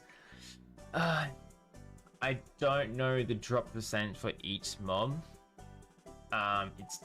It's just RNG, my friend. It's RNG. But that's where if you have the Bluebird ring, that's where it can come in a key role. Maybe I suggest for how Boltrend will take it is once I hope once they release this update, which I'm not sure, maybe in a few months, the way we're going, they may update the Joy Box, because I don't recommend that you have this update out with not having the Bluebird ring, which increases your rare bounty chest chance. So that's something that Boltrend would do. And then you have some of your you have like your element one, you have like the fire one, increases your fire attack by 8%, water, wind, earth, light, even darkness. Now you get this one mainly from the pirates. And this is just some of them. And then as well, I believe there was what?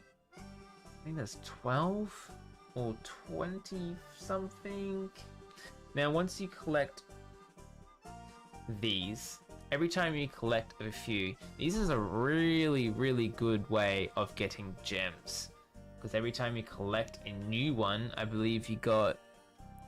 Oh, I have to check with some of my mods in the chat, but I think it was 50 gems each time you got a new one.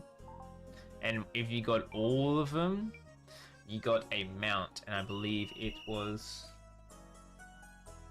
Oh, what was it? I think it was like a unicorn mount or something, or Pegasus mount, and that was pretty cool.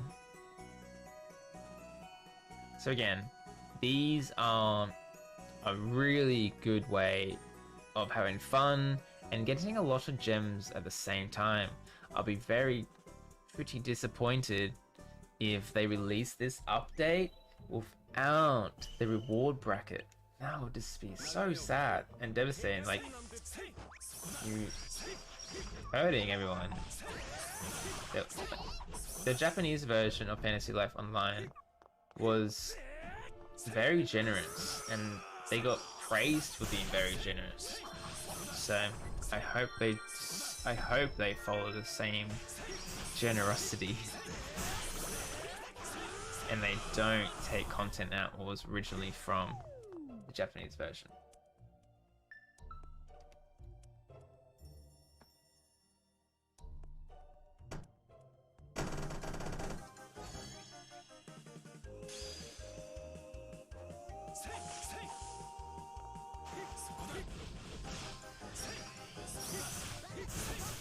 Yeah, we'll just have to be on the waiting train and grind it out, just like always.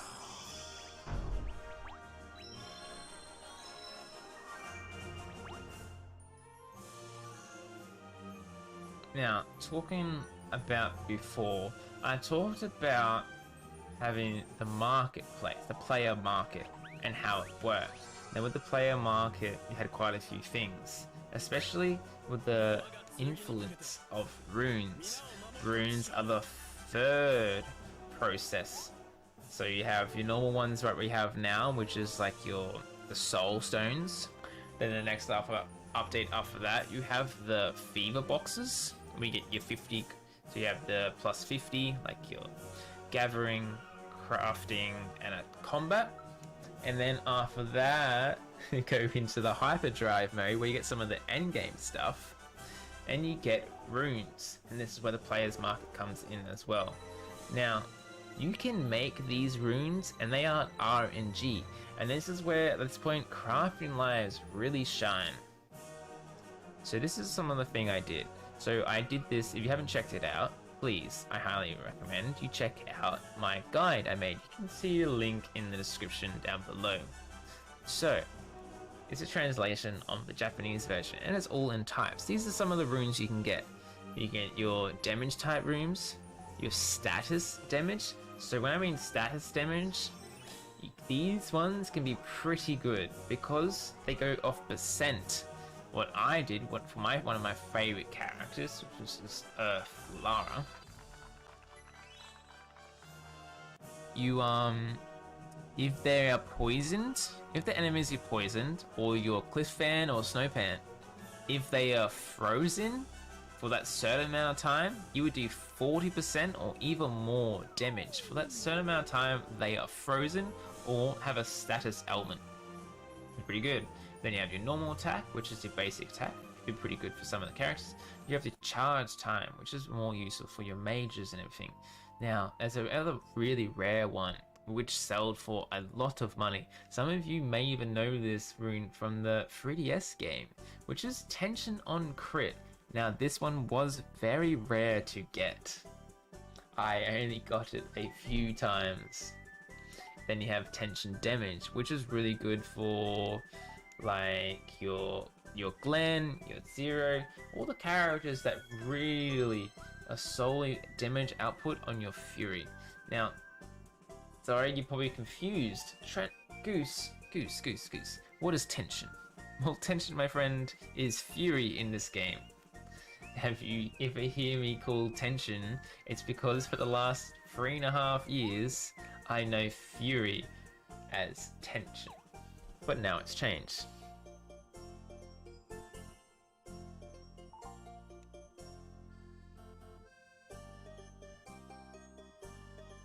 So, and thank you. I'll have to check up on that. I have had problems with that, I think before. So, thank you. Well, thank you for the sub, my friend, and welcome.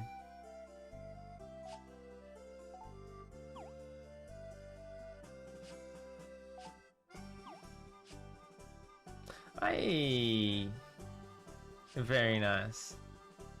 What's that? Evolution. I have to check. Hey, we got some Go-Go squads in the chat. Alright, as I was saying before, as you can see here, this is some of the runes you can get later on in the endgame stages. And these runes are a lot more. They go into the percentage. It's time to get some red. It sure is. Yeah. As well as you can see, you get a production one. Now, the production one for these ones go up to 2 power 100, nearly doubling what we had before. So you go from 50 all the way to 100. Now, it is pretty simple. The materials you can get for these are pretty easy. They aren't, but they are still going around RNG. But they're not too bad.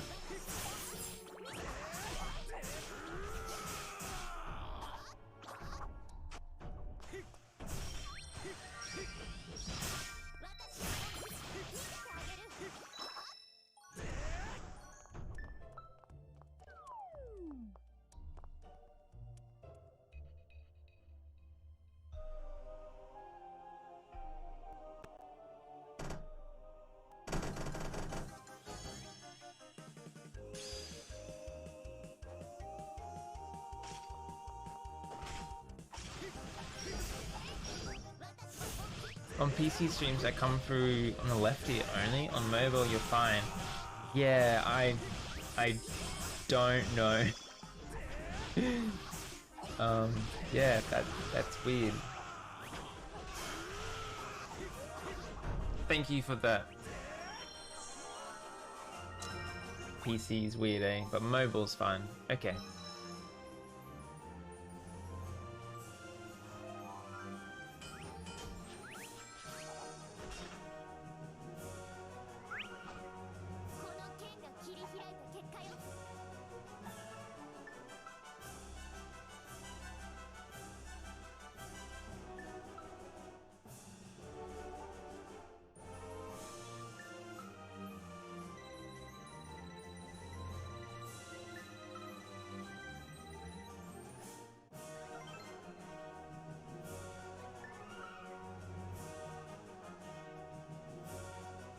That is definitely weird, but thanks.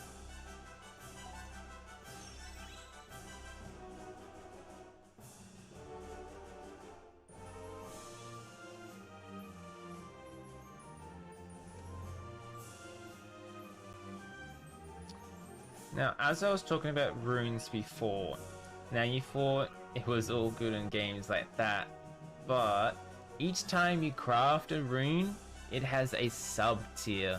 That's a big one. Now, see, as you can see here, so these are some of the runes I had. It all has a symbol, and it may be a bit of scribble there for you. But if you can see on the bottom there, it has 3. Now, it's always different depending on what rune you do. So, but what you want to do, sometimes these runes will have elemental attack, HP, magic attack, or physical attack. Now, if you get a triple stack on the perfect rune and it matches that main element, that is a S tier rune. Now, red runes, as you can see here, were for attack. Your blue runes were for your armor. The blue runes weren't as good as they mainly did your defense buffs and whatnot, where your blue runes you can attach to your weapons are the big key ones you want. So yes, you craft your normal rune, and that has an RNG, and then on top of that, you have more RNG. So it's a lot of RNG, as well as you have a rune warehouse, where you can only hold a number of runes. And to get more rune slots, you have to pay premium diamonds, everyone.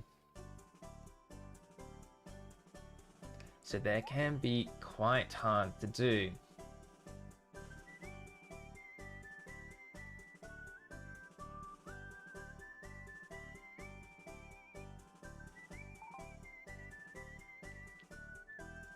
Here is one I got here. Oop, let's just make that smaller. So, this is one of the tailing runes I got. So, I believe this is one for my charge time. But I got 2 physical attacks and 1 magic attack. Now, as well, when you go to upgrade these runes, it randomizing what sub thing it's gonna upgrade. Sometimes it will upgrade the physical attack and it'll put a few more points. Sometimes it'll only upgrade it by 2, sometimes it will upgrade it by 3. And that's even more RNG. You're starting to see where I'm going? There's a lot of RNG, and every time you do these things, it costs you money. That's why when you have a perfect S tier rune and everything aligns, you're being a good boy, you can sell that for a lot of money on the market if you like. Yes, the green hair chick is a additional 5-star character. She comes out just after the desert map.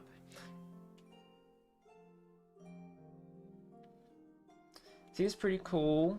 She looks really cool. What she does is you're on the desert map and you're fighting a giant gold sheep, and that's the event. So it's quite similar to this one, but you are on a field event, fighting a giant green gold sheep as a tailor. That's fantasy life for you.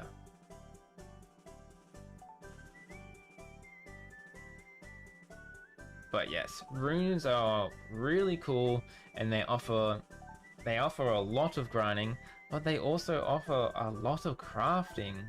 Right now there isn't really much crafting, but when you get to this stage, there is so much crafting you have to do. There's even more dailies, there's more daily missions you have to do. There's more runes that come out. There's especially rune events where you have like the rainbow awards. And these rainbow awards, you go around the whole map collecting materials, gathering, using them resources to craft more fruits. And you can get some pretty good ones.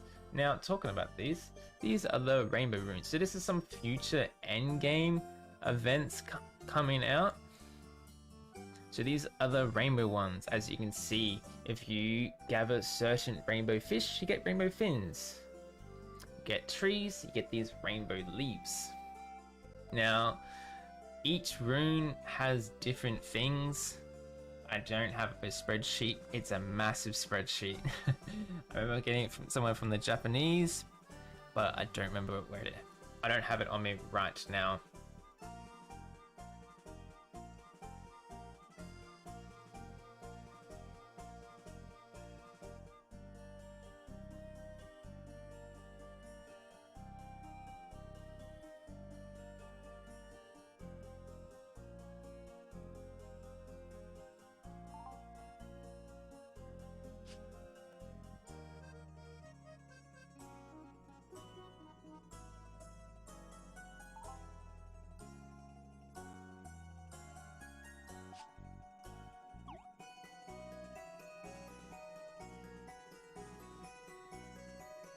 Need one more person. Hello.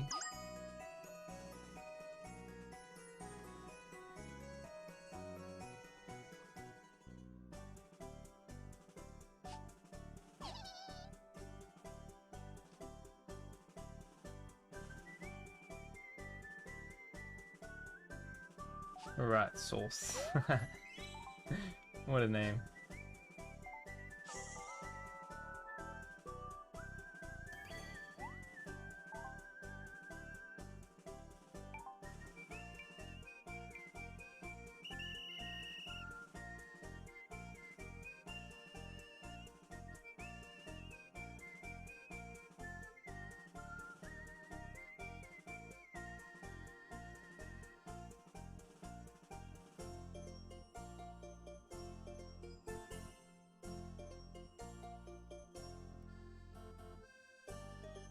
So, as I was talking about some of you earlier, we have the alternate versions of Glenn.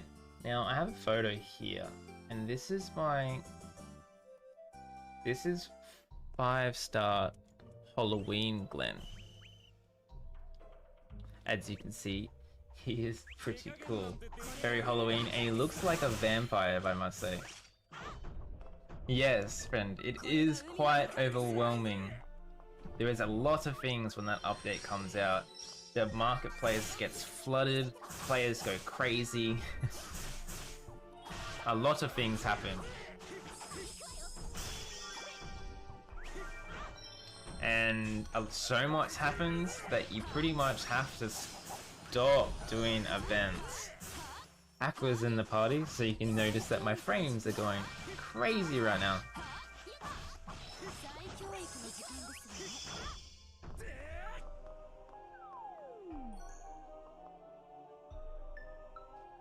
As well as him having the ability to dual wield. So as you can see, I have his normal shield in my main weapon slot, and then in the secondary slot, which doesn't activate the charge slash, it's mainly for DPS.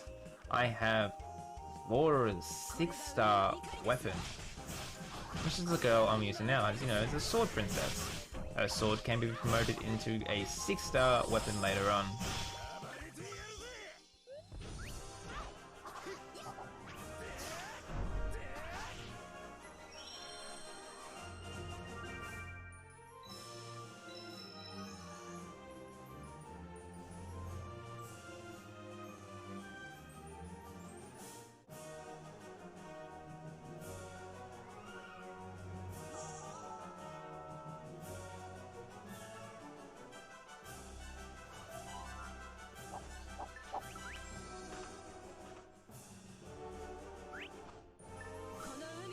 Thank you for having that, Aqua. Very interesting aesthetic.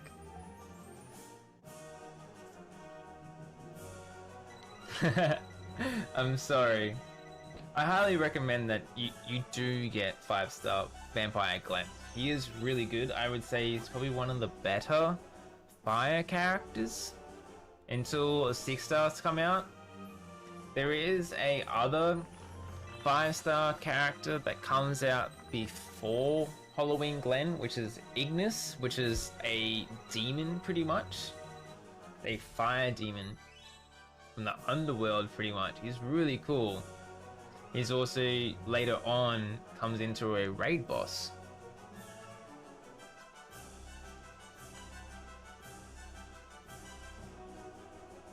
There's just so many things.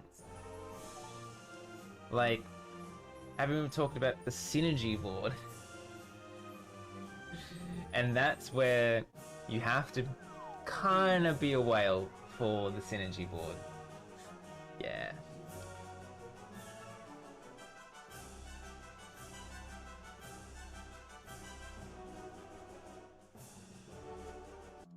Let me see.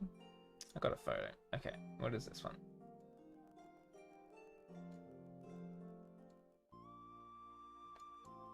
Okay, so this is the synergy board. Now you're probably like, what are all these hexagons and what do they do? So the synergy board has multiple pages, and these hexagons here, each hexagon has a requirement. Yes, a requirement to fill. Some of them are locked between levels, some of them are locked between characters, and some of them are locked between certain weapon types. So they all have certain requirements to fill. Now each time you fill one of them hexagons, they have their own little buffs. So you fill out a whole puff, you fill out a whole page. I believe there is 11 pages in total, and every time you fill out a page, the requirements get harder and harder. So once you come, like, you have to have a max awaken, paladin sword, max evolution, max level, and so forth. But once you do these, your main character gets buffs as well, so do your allies. So it's more of like passive buffs for your character as you get stronger and stronger. But the requirements get harder and harder. And what kind of ruined this, I got very sad. As you notice, there's red icons there. 6 stars aren't required in the synergy board. So, but to make a weapon into a 6-star, you have to have max evolution and max awakening. But if you change it into a 6-star, it gets rid of the awakening status and you can't use it in the synergy board.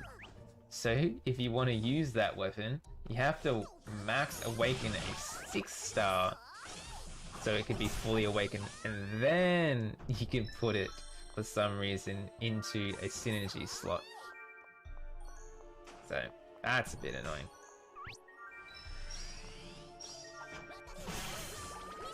Not sure when this update will come out, everyone.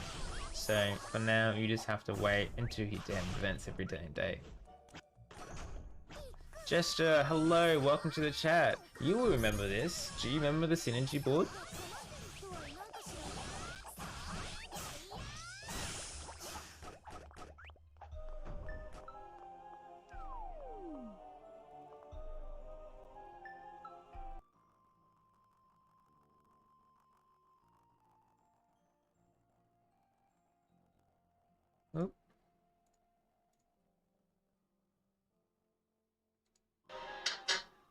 Oh.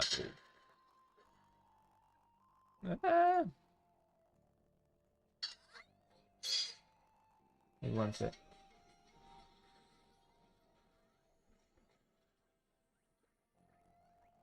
Family. My oil from weird.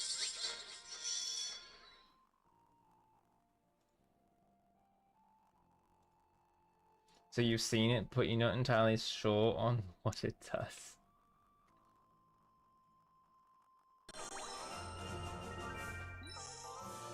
If you want more details, I have made information on it in my guide. If you check out any of my YouTube videos, just check down in the descriptions down below for my English guide.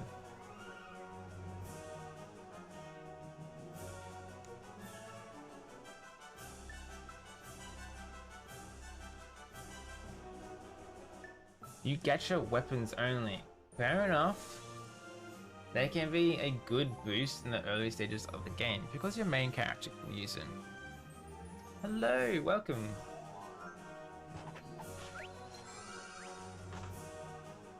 We'll just talk. I was just showing some players the synergy board from the Japanese version and what requirements were needed for some of these, as there were a lot of requirements.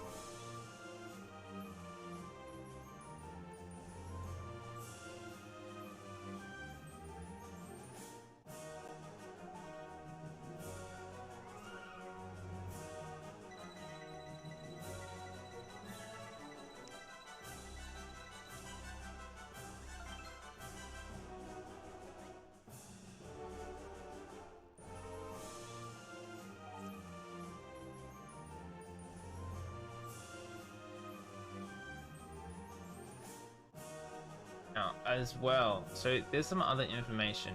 Now, some characters are promotable. Now, Zero, this one here, was one of the first characters you can promote into the game as a 5-star into a 6-star. Now, as you can see, there was quite a few requirements necessary. Just like all weapons, you have to have them maxed level, evolution, and awakened. Now, you notice these little goddess orbs. These goddess orbs were mainly from events. So you gotta do these events, do the certain tasks, just like you do as like a normal event, and then exchange for these. Now later on, yes, it is a gacha game. You can buy these goddess orbs from the store as well. And then you have these 6-star, I think they're called emblems or brooches. You can also, you get a few of these from doing events, and you can also buy some of these later on from the premium store. And once you have all the requirements fulfilled, you can exchange them into a 6-star.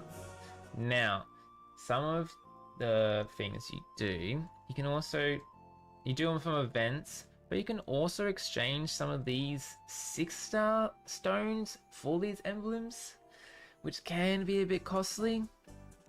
Very costly, I must say.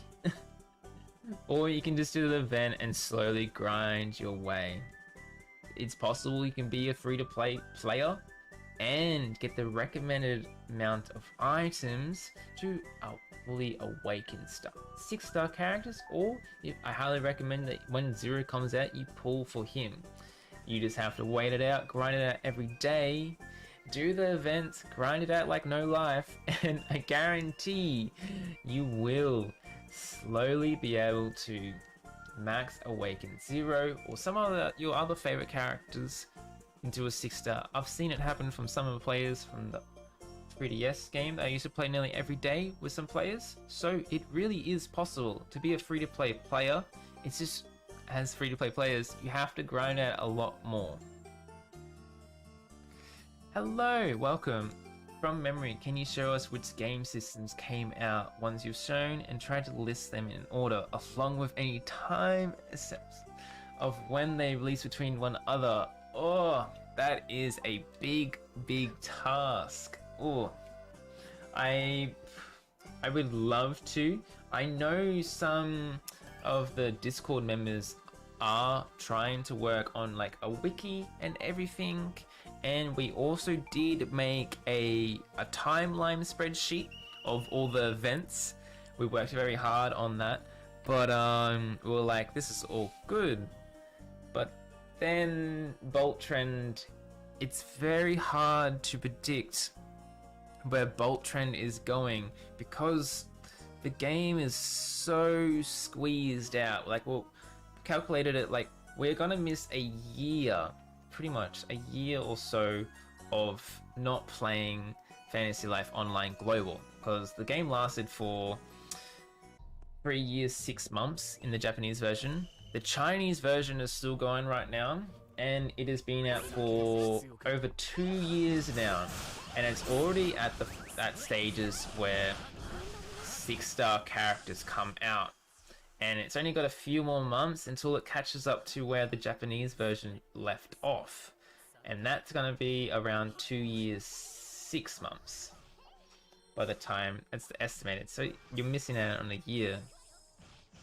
You're not trying to predict where the game is going. I'm talking about a lot of different systems that aren't in global yet. Yes, there is so much things that aren't. So many systems create a loss of time as they all launch at the same time. Yeah. They don't all launch at the same time. Whoa, really? Oh man, time flies. Is it actually? TC is shutting down this month. Wow. Yeah, I jumped on that one a few years ago.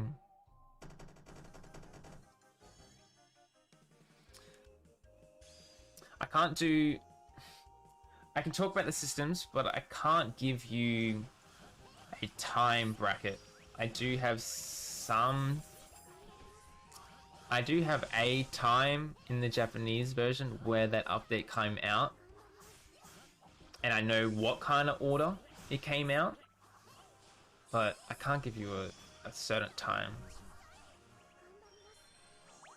So to start, where do I start is the question. So I talked about this before. Where? So I talked about this before. So in the latest, like in the early stages of the game, events are a lot different. Like you have a lot more points, but in the end stages of the game, it slowly evolves. And these types of events, what I'm doing right now, has 2 parts, but it's only 30,000 points for part 1 and part 2. That's the other thing. Then more events come out. Now, the next big update... I want to say it's going to be the Fever Time update. So the Fever Time update, it works for these types of events. But it works around the world globally. Everyone has their own kind of global clock wherever you are playing from, and it has brackets. So throughout the day you have a fever time, which is like a fever hour or 30 minutes or so, and in that fever time you have higher chances of getting these fever boxes. Now what these fever boxes bring to the system is, right now it replaces the holy tower. That's what it does. Fever boxes replaces the holy tower. So as you know, the holy tower right now is where you have your crafting and combat stuff. Oh, I think it says combat right now. And they're very, very little. Like it only gives you plus 15. But with the Fever Time update, which is that RNG thing, you get RNG chest. Now, what it gives you is tier list for certain things. So there is, it goes crafting, gathering, and combat. Combat. So, but it's locked between certain events. So one event could be solely for combat. And then you do that fever time, you grind an event, and you have a certain chance of getting these fever chests. Now there's 3 brackets. You can use 30 energy to have 100%. You can use 20 or something to have 30, and you can use, or like 30 or 10%, and then you can use 0, and you can have like a very, very minimal percent. And once you complete it, you use your fever time potions, and that's when the RNG comes out.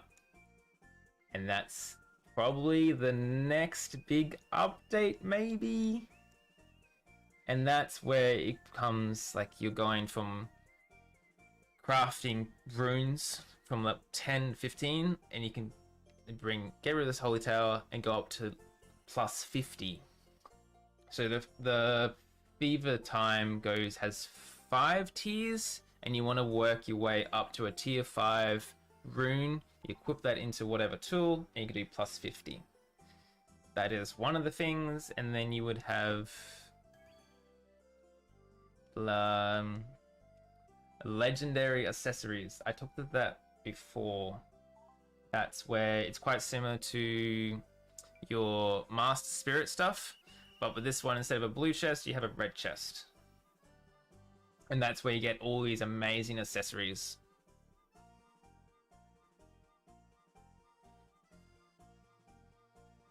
It's one of them.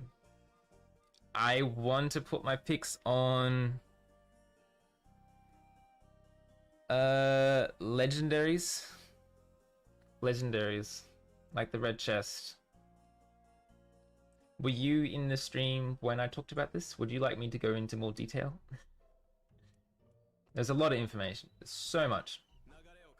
But it's so hard to predict what they're gonna do. The next big update after that.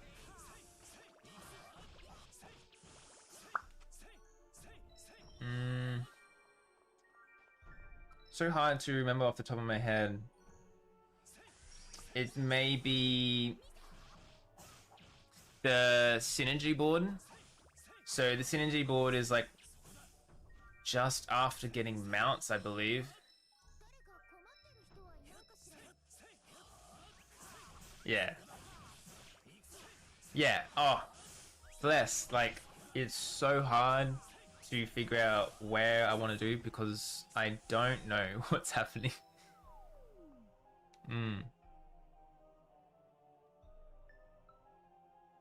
Like, I struggle with these things. I want to know what's happening. I worked very hard on one of my YouTube videos. I worked hard on my master resource videos. I was like, okay, cool. I know I have a few months from playing the Japanese game that master rank will come out. And I was like, okay, I'll slowly work my way of that content so players know, hey guys, this update is coming out very soon.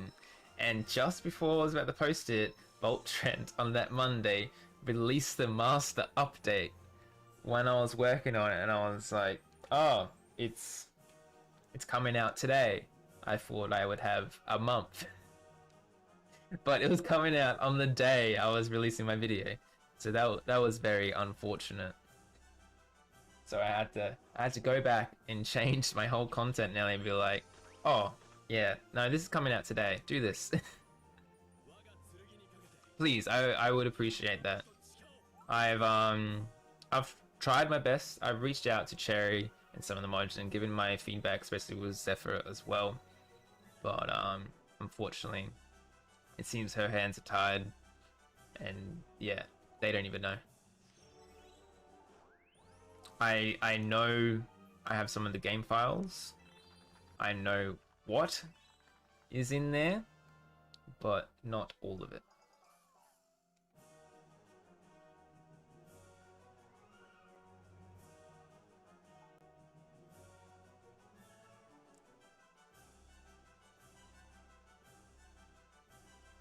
Extended hands up, that would be very nice.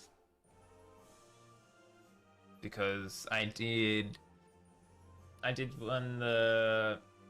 the, what was it? The Christmas event collaboration with everyone, and they just were like, hey, I saw you making the video, can you add this in? And I'm like, oh okay. I guess I'll do that.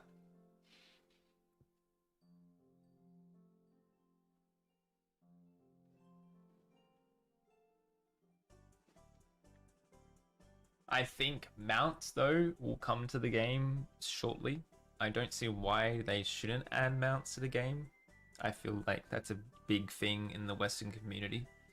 They're always craving the mounts. So that's something.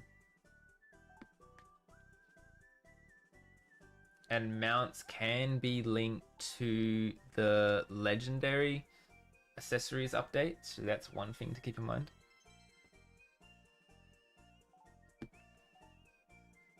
You really want mounts? Yeah, mounts are pretty cool.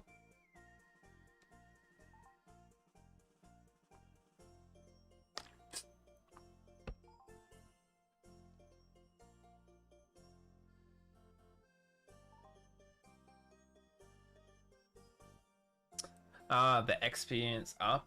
Yeah. So that's like, that came with the new players event.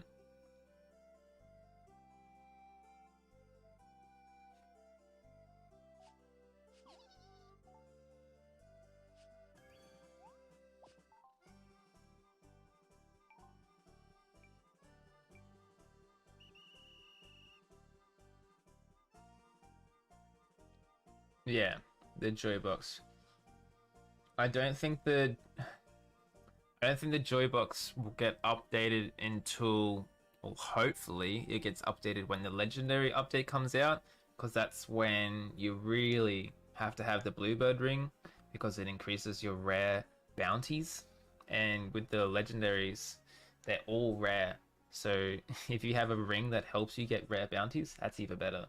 As well as when the collaboration events come, like the Final Fantasy one, like the Titan, that has a unique thing, I believe, that gets maybe added like a few bits afterwards, and that is like the healing scroll, and that goes into the joy box, but we don't know. I know what I need to do. I just don't know the when. But for the meantime, all we can do is just work towards these updates coming out.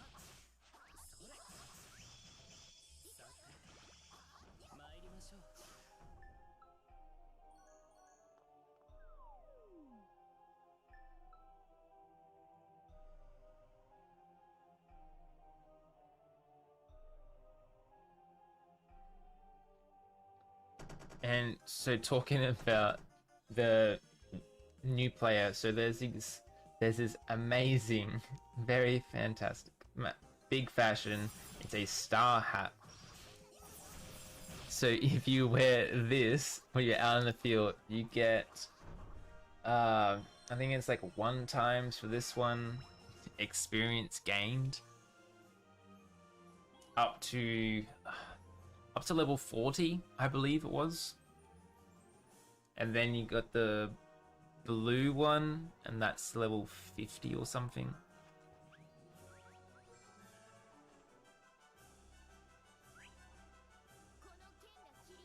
Yeah, so wearing these certain hats give you nearly double in experience gain to certain levels, which can be really useful.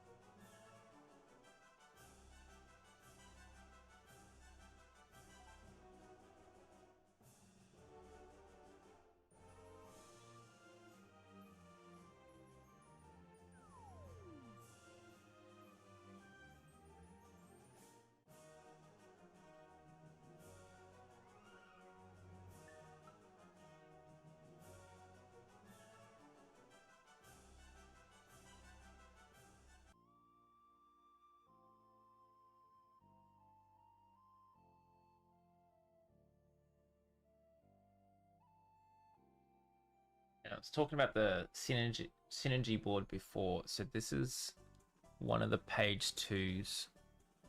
There's 2 or 3. As you can see, like, it's all basic weapons. So what you can do is, some of them are 3 stars, so you can do it's great to have the synergy board. It like offers you lots of bonuses, which is really cool, but it takes up a lot of space. Like a lot of space. And what I recommend you do when it comes out, you just make a lot of iron swords of that type. Just iron claymores, iron swords, and then just fill it in. Because you don't have to have like everything. Like I've kept a few of my 4 stars, but everything else, if I don't need it, I've just filled it in with basic stuff. Do I have a picture for the MC two-handed sword you talked about before? Ah, one of the ones from the Red vs. Blue event. Okay, let me see. So the Valkyrie sword is what I talked about.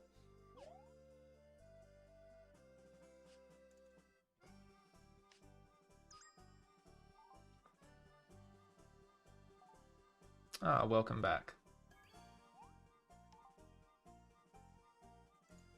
Okay, let me do some digging.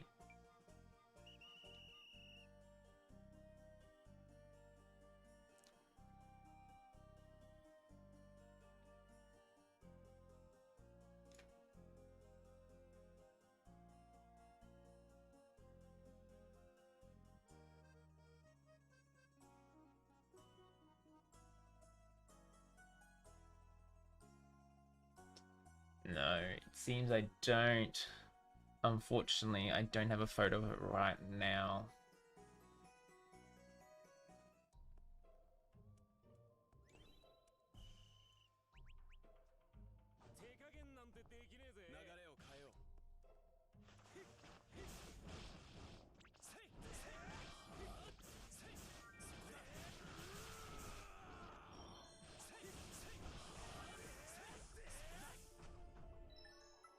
So, I was talking before about the fever boxes. So, I'm getting distracted by showing everyone. It's very hard to play.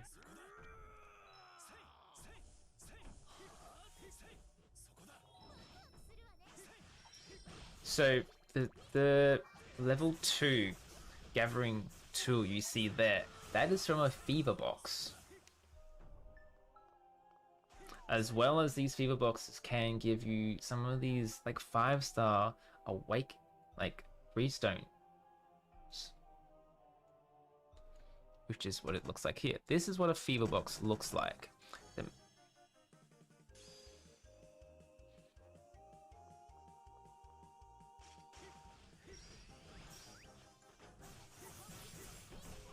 So that's a fever box, and the fever box are linked especially to these types of events I'm playing right now.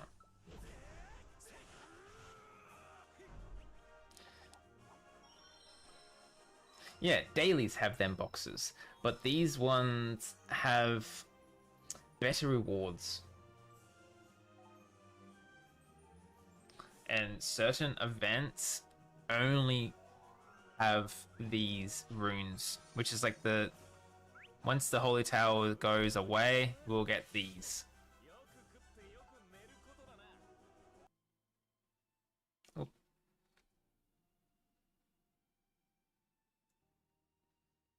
Yeah, we'll get these once the holy tower goes away. But not every event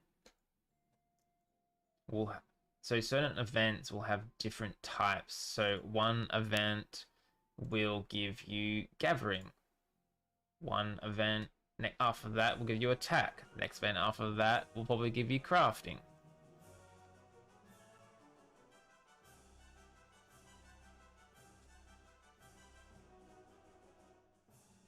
So what differs from like the dailies to like the fever box ones? So the fever box ones, some of them, depends on the event, either have like certain rare like armor pieces that you need to collect. Yeah. Like, so you're used to like we're doing right now, we're trying to get armor pieces by doing points and exchanging coins.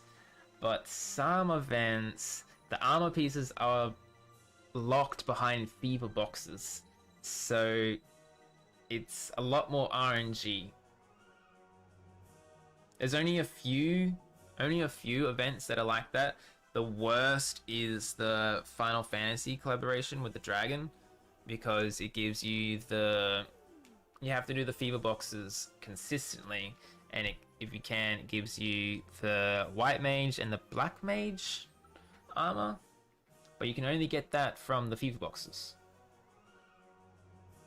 And then hope you have how these fever boxes stuff works. If you have the gacha character and the gacha weapon for that certain event, your fever boxes percent goes up. So sometimes if you have the character and the weapon, you can do a 10% one and it goes up to 30%, and that's pretty good.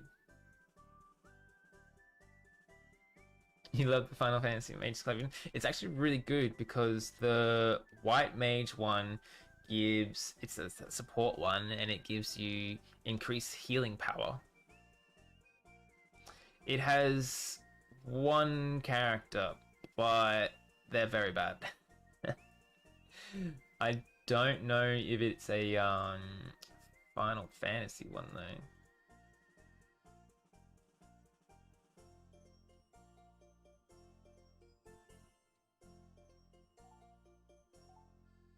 So I believe his name is, what is it, Leon? I talked about him before in the earlier of the stream. Where is he? Where is he? Here we go. This guy. So this guy comes with, can't remember if it's the Titan or the Dragon.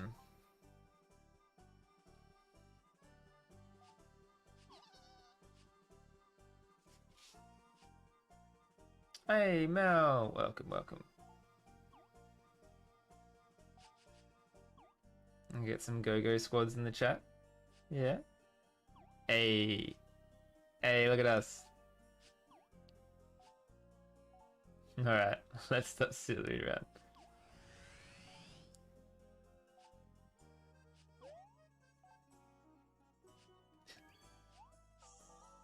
Yeah, so that's one of the Fantasy Life characters, Final Fantasy characters.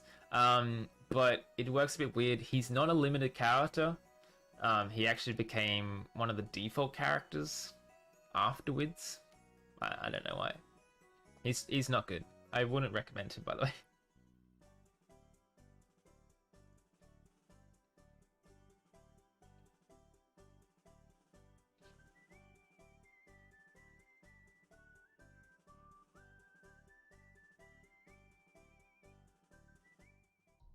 But some of the art style, so the dragon battle is so cool. It's one of my favorite boss battles. As you're locked in a circle, just like the actual fight, and if you go outside of that circle, you're instant death, and you just lay on the floor. The weapon that comes is a main character weapon, so your avatar can wear it, and it gets unique abilities. And pretty much, if your main character has this weapon, it changes you into a 5-star character. And this weapon is really good because it has lots of crit rates, and its Cloud Slash jumps you up in the air and then dives down into the enemies, which is really cool. But like, what makes it even funner is when you're doing... Oh, damn. Slow Chen MVP. Thank you so. Like the MVP. What makes it so fun is when you have, I believe it's the Azura Night Rose Sword, it's called. Don't take me on that because global version completely changed that name. But if you're in the circle, you use your charge slash, you go up, you dive down, you like dive down outside the circle, and you just flop on the floor. It's so fun. I remember doing it so many times with playing the Japanese version. All my friends and stuff would do it, and you just, in the loading screen, you do a charge slash, and you just instantly kill yourself. And then you leave the room and do it all over again.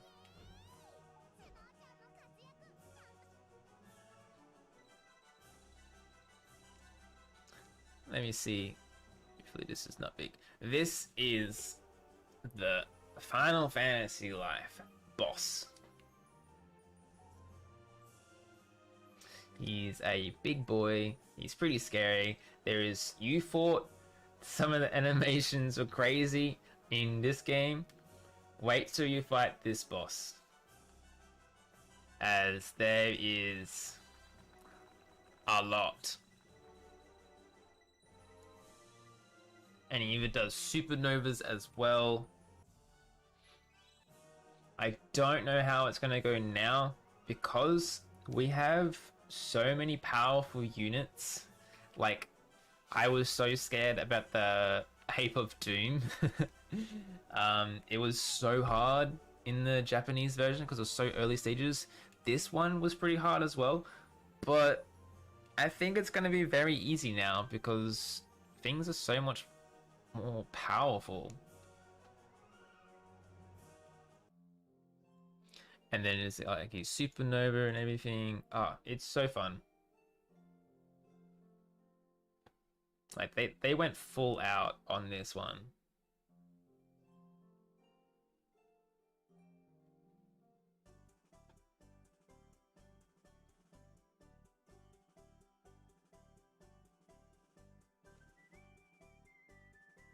Yeah, it's a pretty scary one. Like, you have that boss, he's like doing lasers, fire breaths and everything, and you're just in this small circle, and if you go outside that circle a little bit, he knocks you out, you're dead.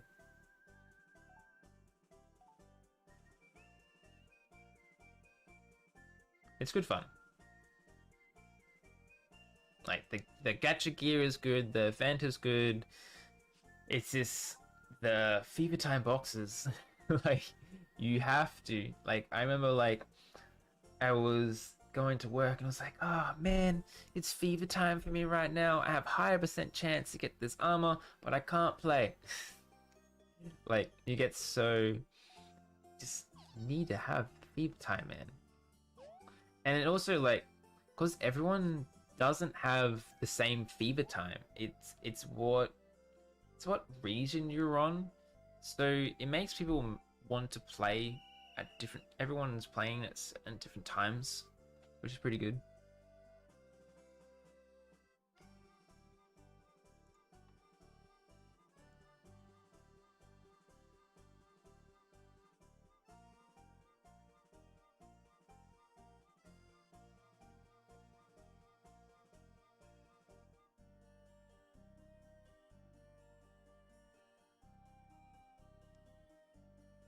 If it loads soon.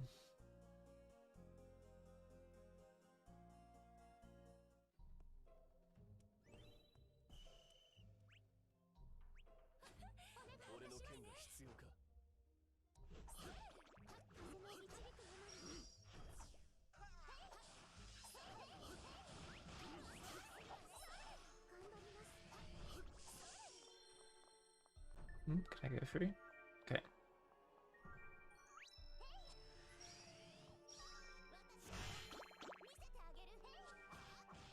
There's quite a lot of stuff. Like, as you can see here, here's a good photo. This is the second or third. I think it's the second or third red versus blue. So as you can see, blue team is dominating. Now, I had quite nearly just under 400,000 points, and the average you get pretty much just by doing the boss. You kill the boss, you get 5,000 points, and you kill little things. So you're getting around 5,000 to 6,000 points just for doing one little boss clear, and then you just get out of there. So you're doing that multiple times, and then it's a ranked event. Now, mind you, this is for red team. You can see up here, up there, that's how many points the blue team had compared to the red team once the red versus blue was over. Like, that's a lot. It's a big difference. Like, a big difference. And it came to the point where I was just like, don't tell players this. Because I'm gonna have to do a lot of grinding.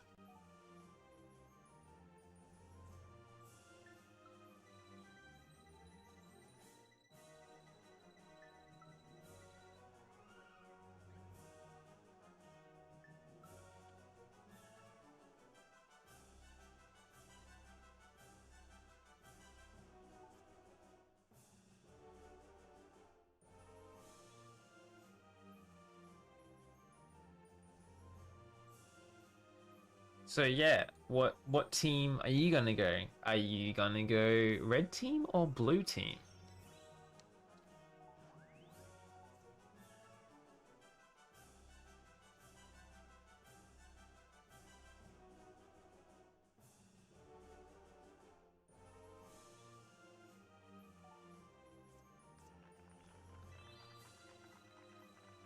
So as well, when you do your red versus blues, you also go into categories and it shows you what team you're on.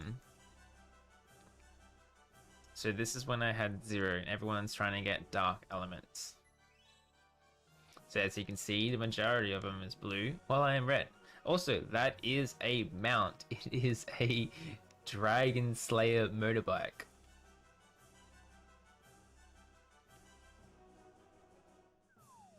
Blue appearance better.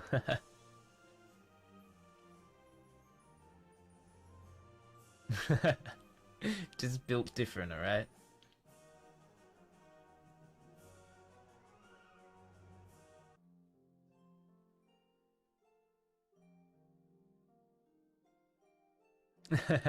You'll stay blue.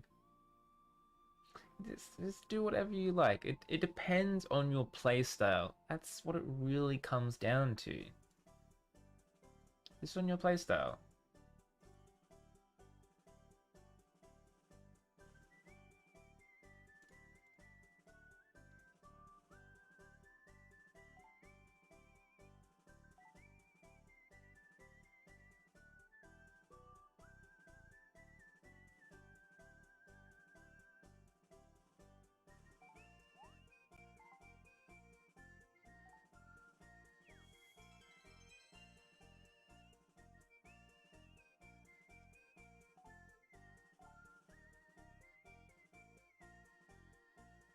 Also, it's one thing in the Japanese version when you're doing the loading screens.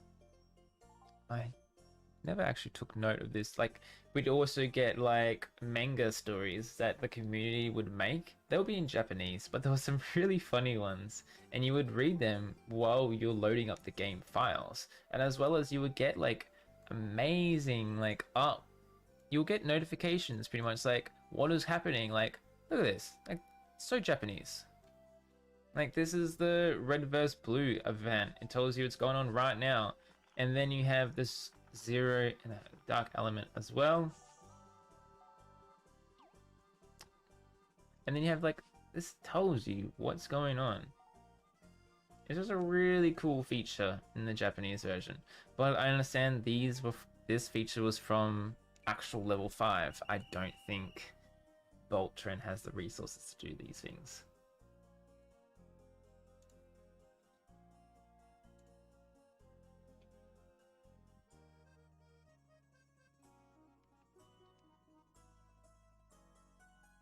Also, if some of you don't know, there was classes that got revealed on a live stream, I believe, for level 5. These are some of the classes that were meant to come. I believe there was a postman, a farmer, and I believe there was a pilot class as well. But these classes never came. They were only talked about once in the early stages, and then that's it. We got a, I talked about him before, we got a hunter class, and his fury was, he would jump into a plane and have like laser beams. That's the closest we ever got to a pilot class. For like the postman, I would say it'd be like the 6-star claw class. We never really got a farmer though. But postman can like totally fit. Like, it'd be like your range shuriken users. Like, we already had some crazy weapons in Fantasy Life Online. So, but there are just some ideas that never came through.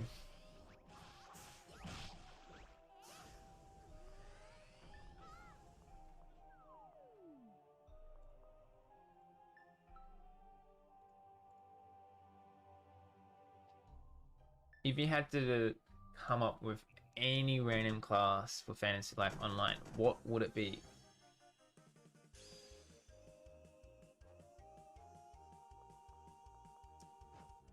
A farmer class? Like, I could totally get behind a farmer class. They had some amazing... They did have, like, village... They did have updates for the village they had planned to do, but they just never did it.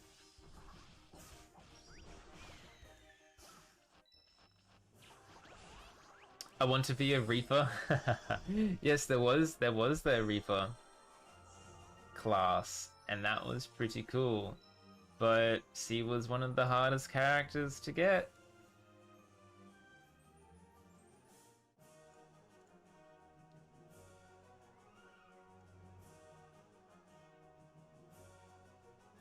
Very hard.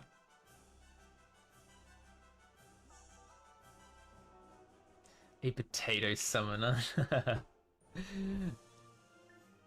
Use book? You want to use a book? Like a summon class, kind of?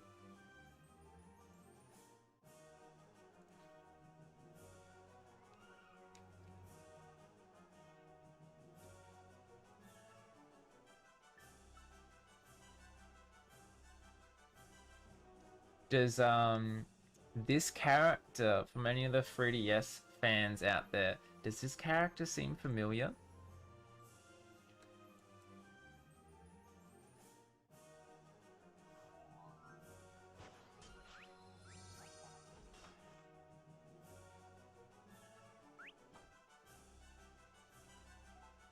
Lady Luck. Lady Luck is on my side. So this is a variant version of her. She's kind of been taken over by the Alchemist of Love. Alchemist of Love has a connection with her. They're kind of friends slash acquaintances. I don't really remember how it works, but yeah, she took her advice, and I think it was to get her brother's attention more. Yeah, that happened. And she came into a paladin class. Note to yourself, she is a amazing support class. I would say she's probably one of the best support classes once she does come out. But she is a paladin, and you do need her sword and shield.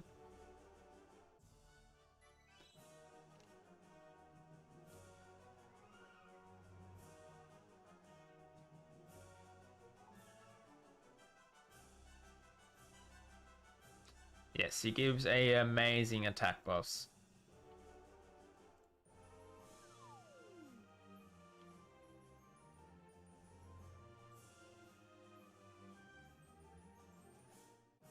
You believe TC has a banner going on right now? Oh, nice. Is it that banner or the 6-star version of her?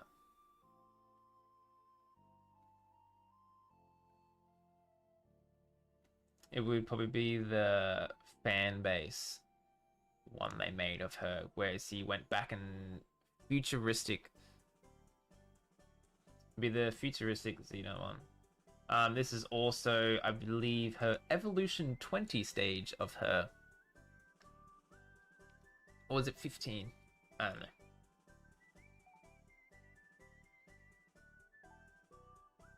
Thanks. Let me know.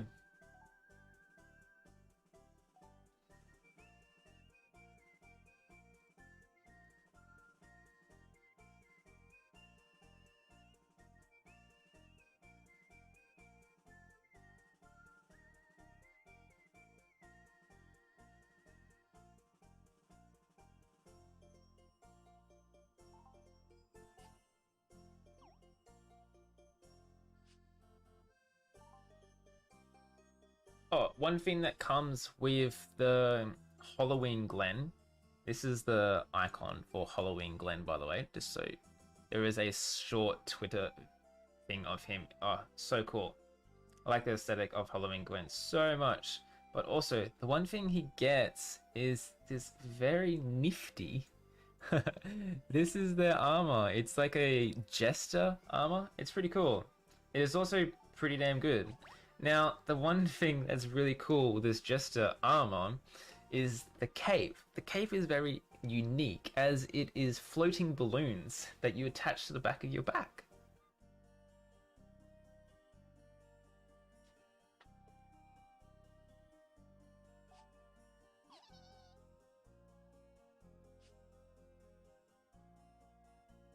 So for you guys that you like the idea for a Reaper class, there is actually a Reaper class in Fantasy Life Online.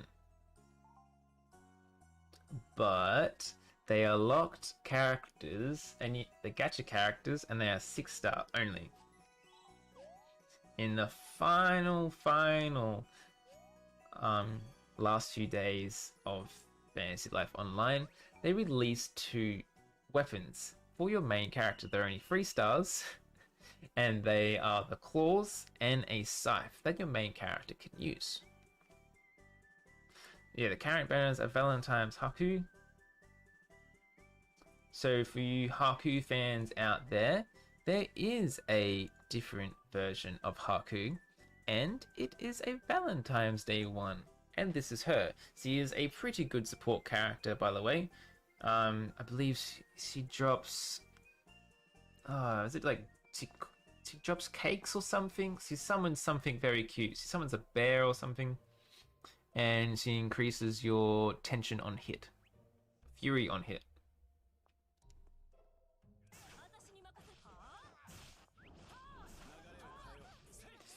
That would be...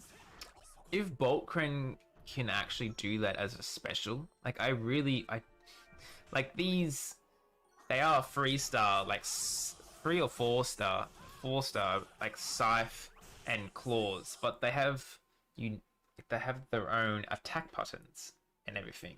They're just really weak. But it's so sad that we got this update and the final stages of Fantasy Life Online.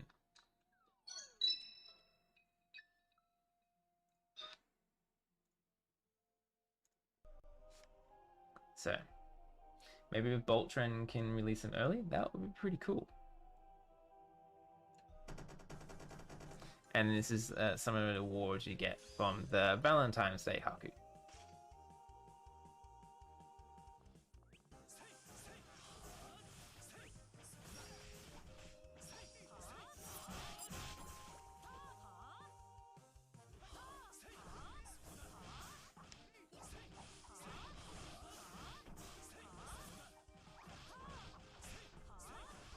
And then you got some of the other unique ones. You got like the twin wielding, or not, it's not twin wielding.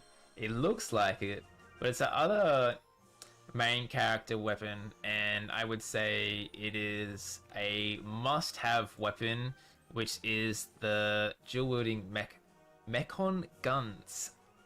No way. So you have a fire and a wind version. Now, what makes these ones so good is its charge slash reduces the enemy's defense by like 40 to 50%. And it's so good. As well as its Furia damage does this massive beam like halfway across the map. Does a lot of damage. Its charge 1 does like a frontal AoE sweep to all enemies, and it can be repeated really quickly, and every time you hit an enemy, Fury goes up. You get runes I talked about before that increases tension on hit. This weapon hits so much you can get your Fury in less than like 10 seconds if you do it right.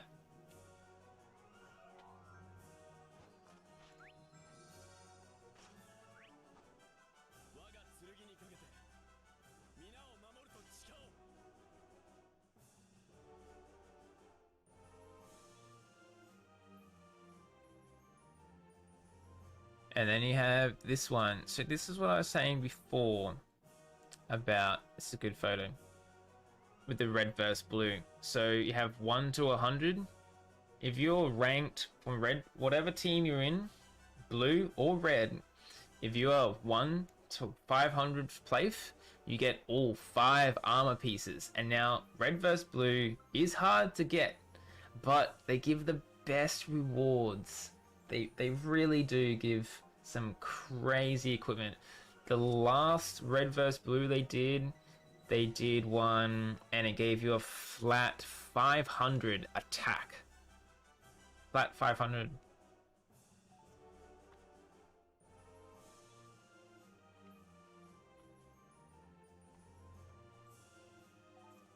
So, it'd be pretty good. But, and then like the top 1 and 20 players got a alpaca kind of thing, and that was really cool.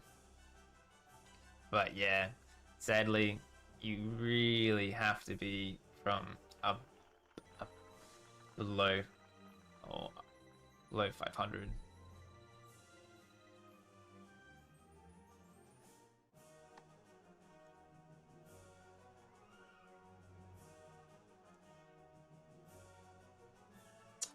Do I remember the name of the Slife or the Claw? Oh, God.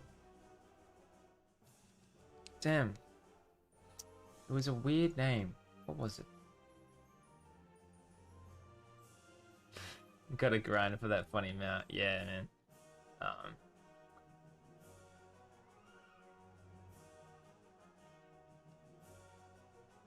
Yeah, that was one of the first red vs blues as well, I believe. It had the damn lizard in it. Damn that lizard.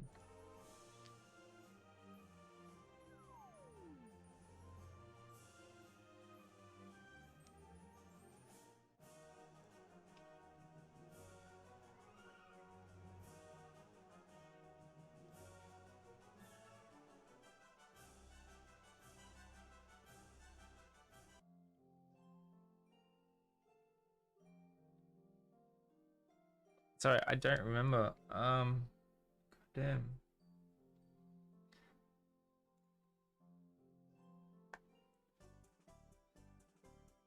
I never really was fortunate to get her, to be honest. Because it was so hard to get, because it was, you could only, so with the Scythe and the Claw characters, they were so unique that the only weapons they had was a 6-star. If you didn't have the 6-star, you were just wielding a wooden scythe that did no damage. So you really had to have the 6-star scythe or the claws for the character. Now, what's the name? Nikira or something? The way she worked is she was so rare and so OP, and the developers knew that the only way you can awaken her was from gacha pulls. That's it. But you had to pull max gacha pulls for that thing, and that was it 30 pulls or something, and that was like 16,000 gems. That's how many gems you had to spend if you wanted to have a maxed awakened version of her and her weapon or something. It was a lot.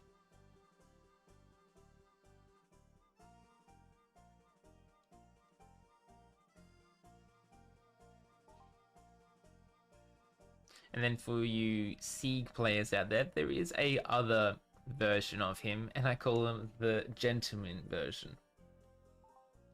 He is actually pretty good. I believe he is a wind character this time, and he is a mercenary, and he has a very strong DPS. His counter is really good, as you could expect.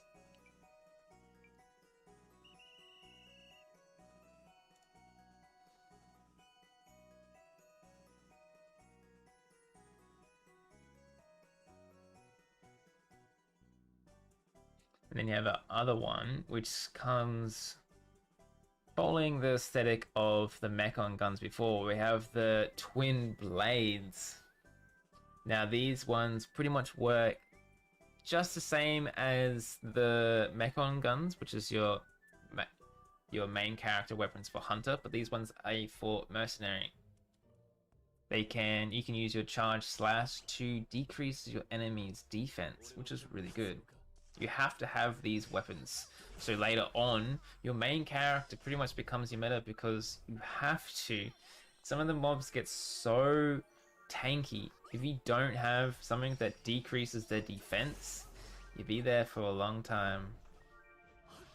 And now what comes from to these is the gameplay is so good as you're twirling around so much. Now I don't know why, but the counter attack for these things, you can spam it so much you go faster than a mount. If you spam it fast enough, you travel the field faster than any mount in the game, which is pretty funny. What class use scythe and claws? I might have missed that.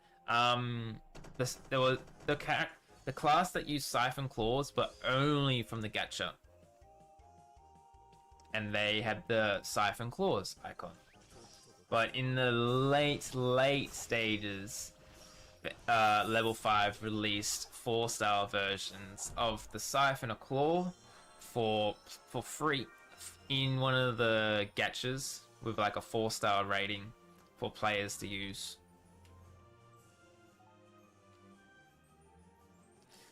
And main character could not change to scythe or claw. No. They could not have their own life. It was either mercenary or hunter. Was hunter or mercenary, I believe. Yeah. So yeah, we never got additional classes. So scythe was mercenary and the claws were, I want to say it was hunter for some reason, or paladin. Yeah.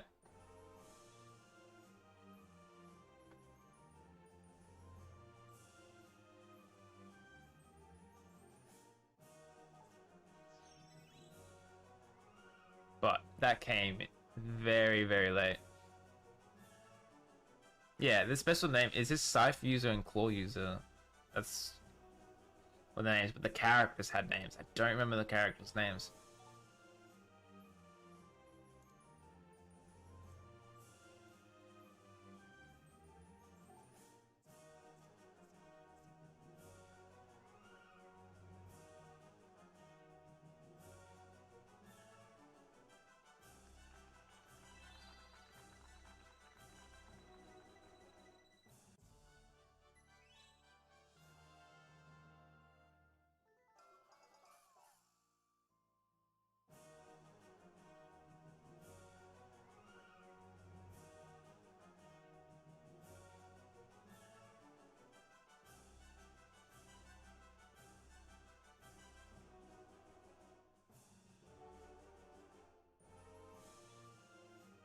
just looking through some of the photos.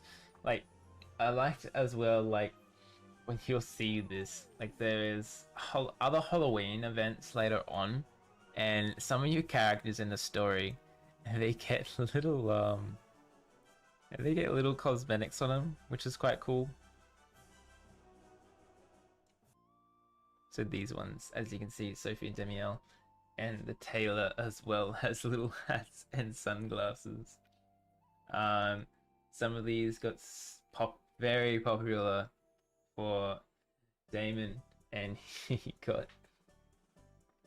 one of really had like a cute Santa hat or something on, and you can pay premium gems to get one of these cosmetic versions of him.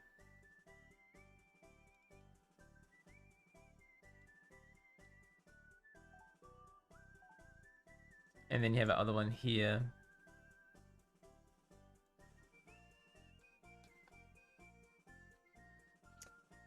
And she's got like a little witch's hat. And then she has the crow armor. That armor piece, I believe, is equipable.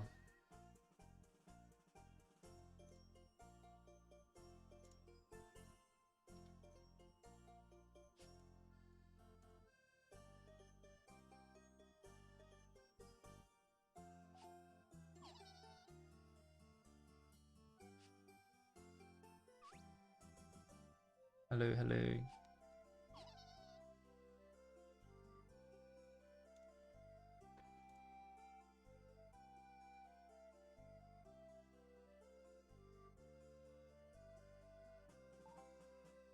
Waiting for a few more players.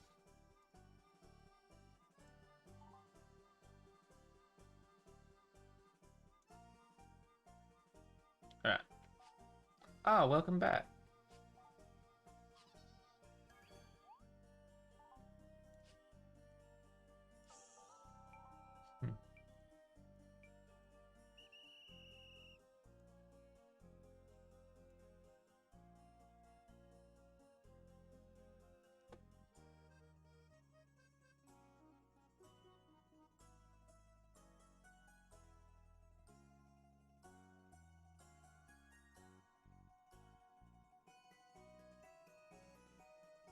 Yeah, it's still very, very early stages for Fantasy Life Online, and we don't know what's going to come next, but I'm looking forward to it. I'm going to be around.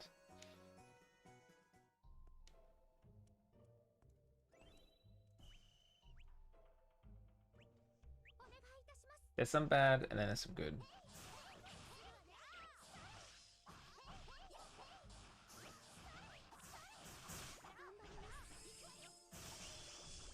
Like, in the middle stages of the game, there is, like, I want to say, like, a weekly mission that you should work your way to do, which ends up being, you guys remember the Black Dragon event. Pretty much you do the Black Dragon event in, like, a crusade mission.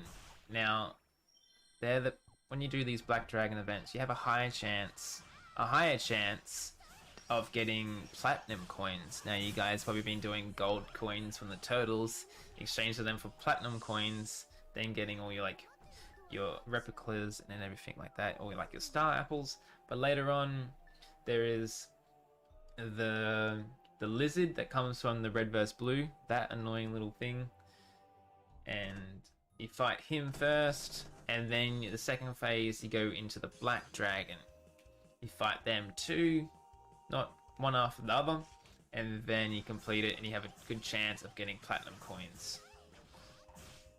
And that could be a very good way of getting star apples, as well as at that point you can exchange platinum coins for stardust. Now, you do this weekly and you accumulate quite a bit of stardust. So this can be a free way to accumulate stardust weekly. And now what you can do with the stardust, every month you can exchange it for awakening stones, awakening orbs, replicas, orbs. At that point in time, you can either exchange it for 5-star gathering tools and crafting tools for 10,000 dust each. And you can only buy them once. So they did that to help players level up and complete more things.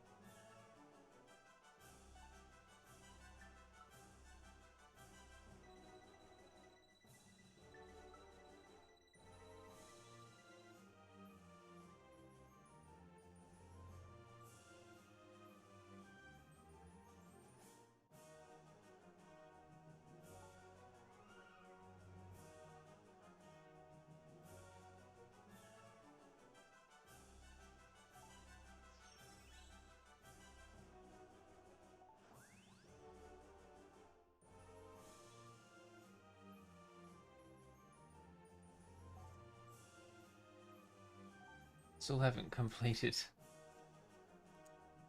all them enemies yet.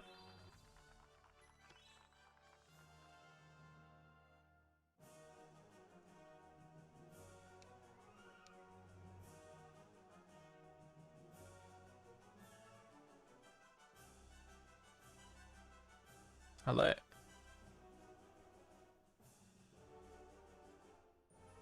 Check out Stream Beats. Yes. I'm aware of it. I'm sorry. Thank you though. Some of us don't have studios.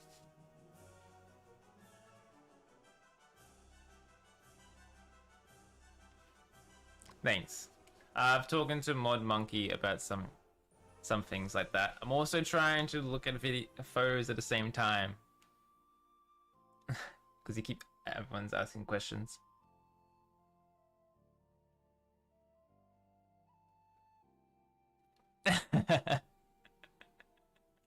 I'm sorry. This is a good banter, I swear.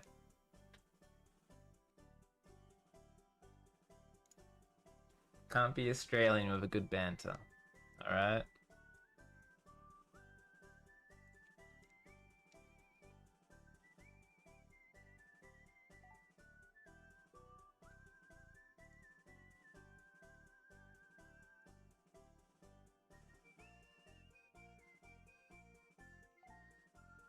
Tiff's good.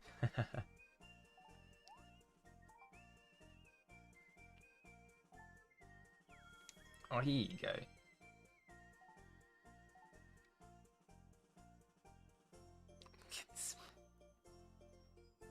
Cool.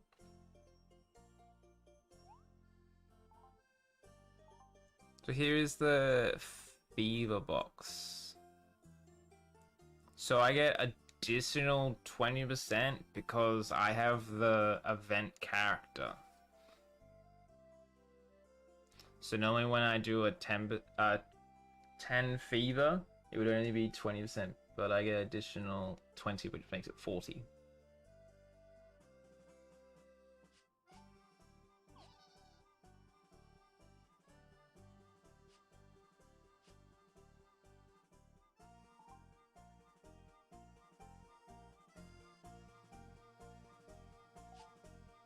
Yeah, and that's the fever, so you can do like none, or you can do like the use 30 fever, and you get 100% chance.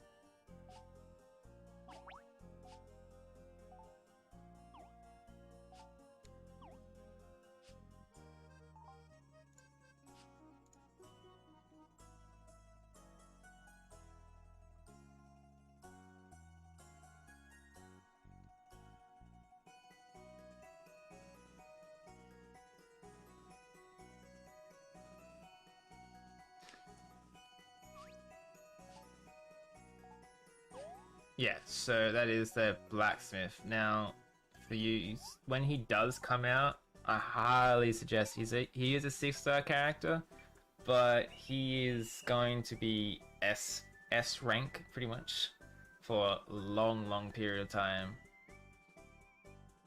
So Wiz will be needed. His name is Wiz. He's a 6-star blacksmith, and he wears rollerblades. He's pretty trendy apparently. He curates little technology things, and he created rollerblades, and he never takes them off apparently. He's pretty cool. And when you take him out to the field, his fury attack is pretty much like a warrior, where he grows this massive hammer and he spins it around. And you will need Wiz, which is the 6-star blacksmith, if you want to make the best runes in the game. So that's something you have to look forward to. As well, keep in mind, when he does come out, you can buy Wiz's hammer, I believe for 100,000 dust. Or 80,000, or 120,000 dust. It's 120,000 dust, I don't know why. But yeah, I highly recommend that you try to save when you know it's coming. We do know it's coming. If you have that spare dust, buy his hammer. That would save you a lot.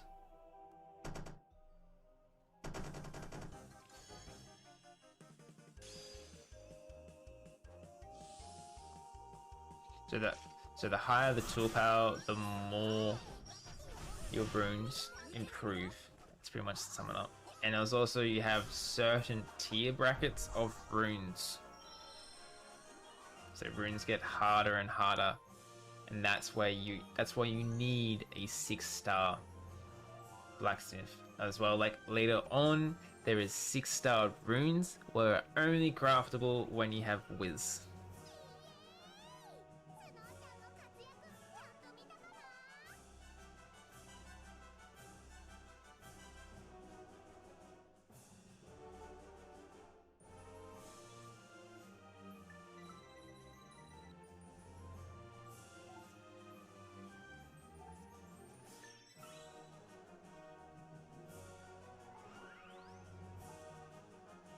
And so many fucking jellies. So many.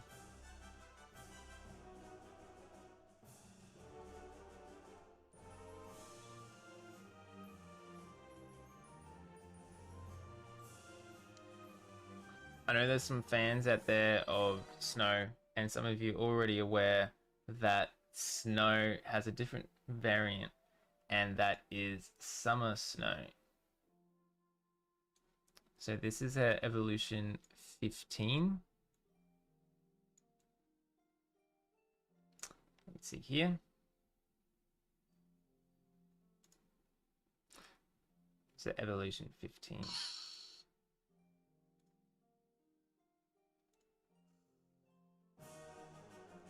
And then you have her evolution 20, which is nice and blue on this one.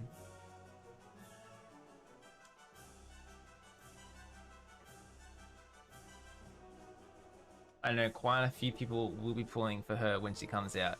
When she does come out, I do recommend you pull for her, as she's a really good support character, as he buffs your attack quite a bit.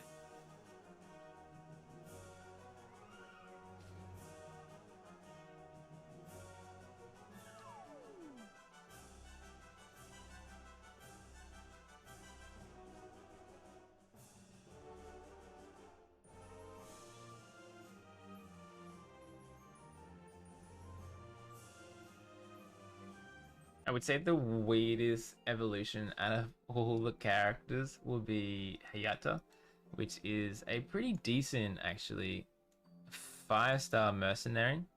And he wears this little pinwheel on his hat.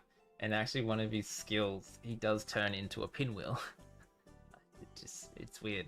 But yeah, it's a very unique. You're all in on that Snow. Yeah, so it's the Summer Snow variant. She's pretty good. She has a unique gacha pull as well. Or when in the middle stages, when Fantasy Life is trying to get new players, you have a new players events and everything. They do, how do I say it, like special gachas. So if you pull for certain banners, say there was Odin and there was Summer Snow. When you get Summer Snow, you get a ton of Stardust. It was like, I don't remember how much, but it was a fair chunk of Stardust just from pulling a new character, which was Snow. So it's a win-win as well. And at that time they had like the Stardust store, where if you had 10,000 Stardust, you can buy certain tools. And it had a weird feature. If you pulled the character multiple times in that one pull, you get multiple Stardust. I don't know if you got super lucky. I've seen that.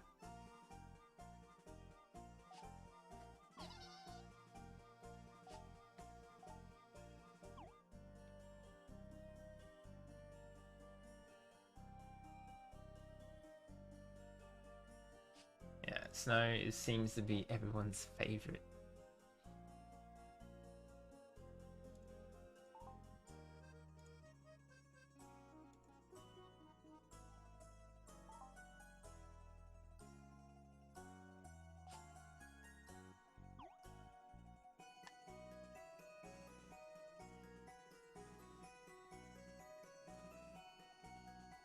Alright, let's get ready to go.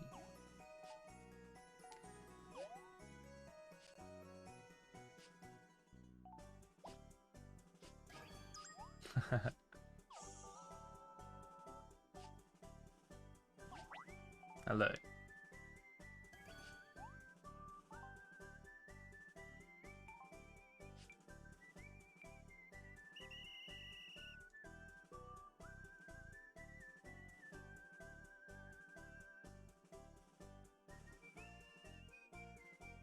Yeah, there is a lot of things that there's quite a bit of content in the game. It's this, when will this content come out and in what order? No one knows. Oh, and like what gacha banner will come after this one?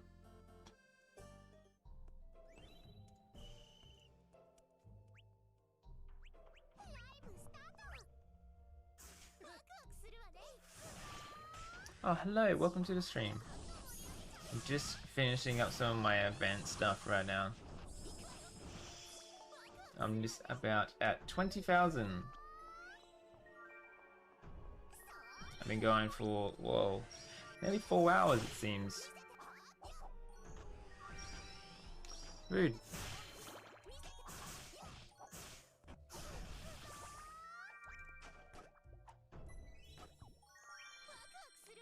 Just been doing the stream as well as showing some of the future content that will come out in the future and some characters as well.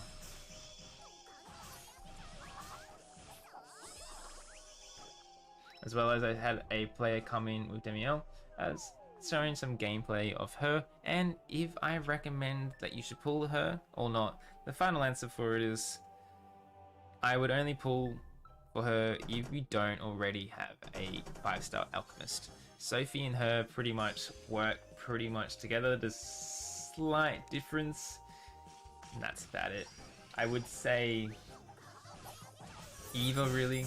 Medicine is the most important thing, to be honest. Thank you for the sub. Thank you, thank you.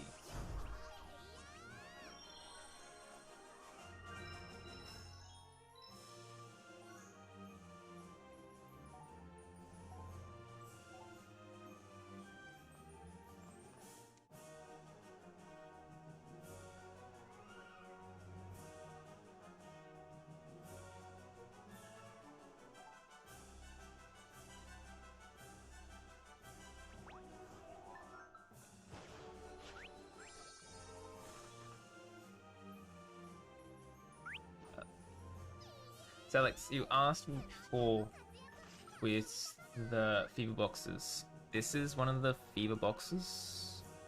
This is the 4-star version of it. The rank 4. And so you slowly work your way up into a tier 5. Now for that event, it was only gathering. Ah, oh, thanks man. Cool. I'll be around, just let me know. I took a lot of photos. I have a lot of photos for Fantasy Life.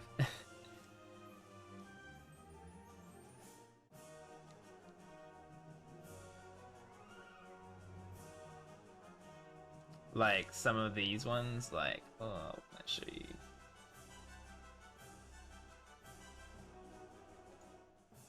Let's say this one. Like this, like I had mainly all the, that's like some of the needles. Like, that you can get in game. And I had like most of them. I recorded a massive thing of it.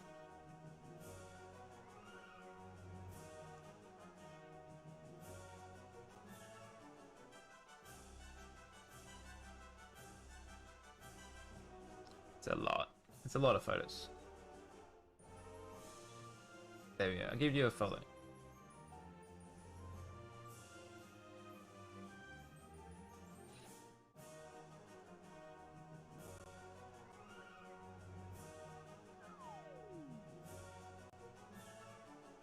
Hey, Wizard, welcome to the chat.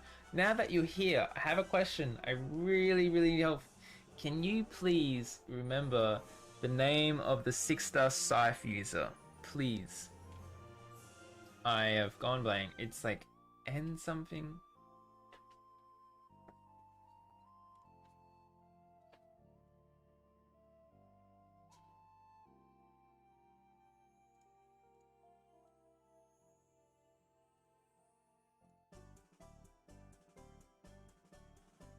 Yeah, I'm sure you remember the Scythe user's name. This the... Not the nightmare version, just the normal one.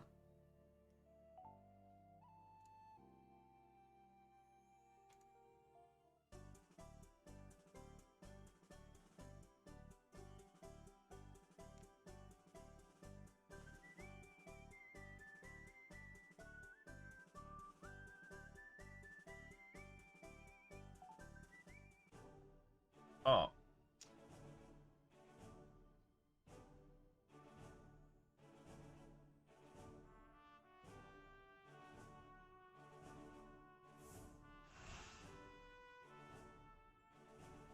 Oh, what am I doing?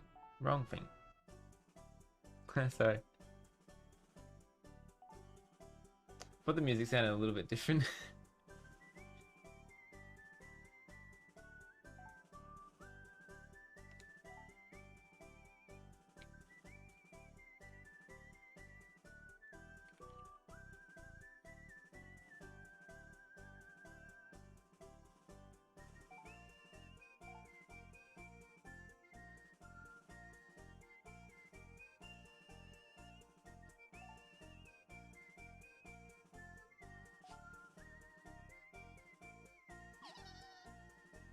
Good Wizard seems to be busy.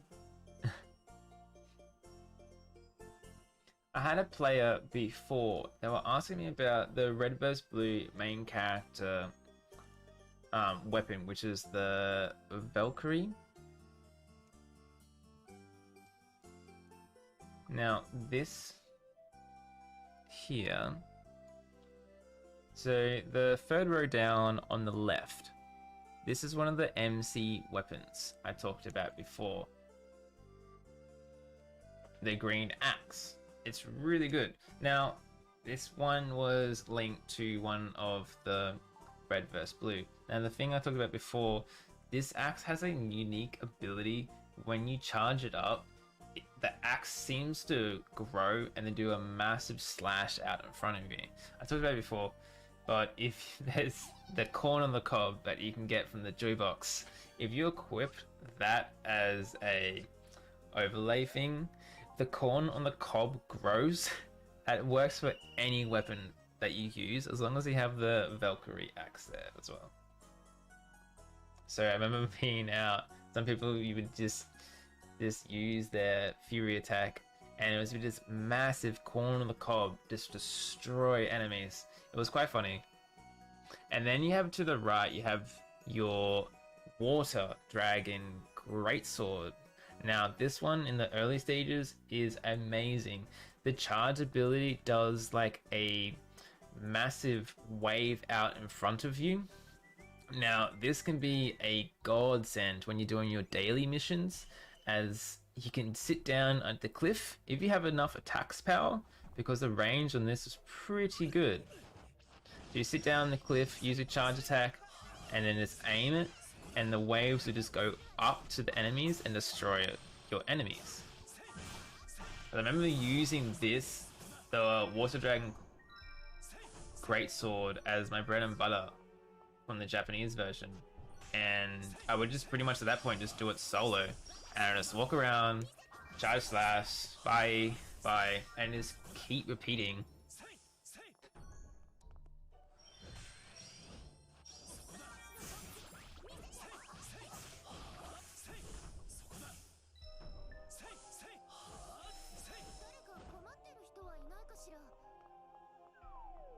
There's quite a lot of weapons out there.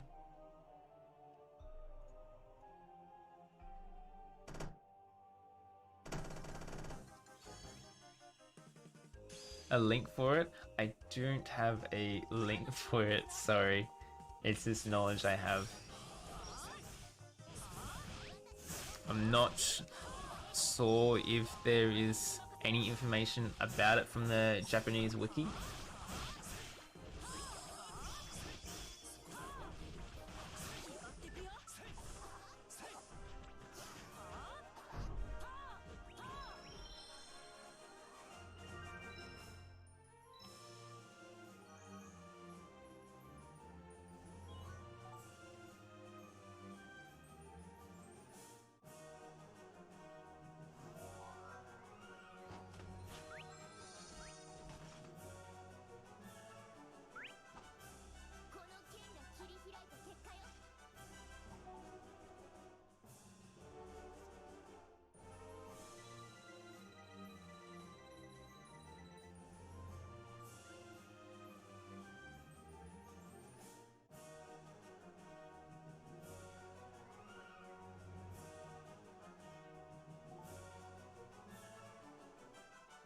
What I was talking about before, with the possible update, which is the legendary update, which comes with your red chest. There was this. So this is what, when you go red chest, it's kind of like you're doing your open field thing. And while you're a master, which is so good, so because when you're a master class in any combat things, if you kill any of the crown bosses, you get your blue chest. Now when the legendary ones come out, which is your red chest, every time you have a certain monsters, you kill them, you have a chance to get the red chest. Now as you can see, this is one of the legendary ones and one of the best ones, because I believe this one increases your critical chance. Now the max you can have for your critical chance is 5.5%, and that's really good. So I don't know, it depends. I think it'll be the best move for the next update for Boltrend to take, because it's really good. It's really nice for new players. This category and content for legendaries gives you a lot of gems. I think in the Japanese version it gave you 50 gems for each new legendary accessory you found, and there was quite a few to collect, so it was a lot of gems. It ended up being like it was like 1,000. It was a good chunk of gems.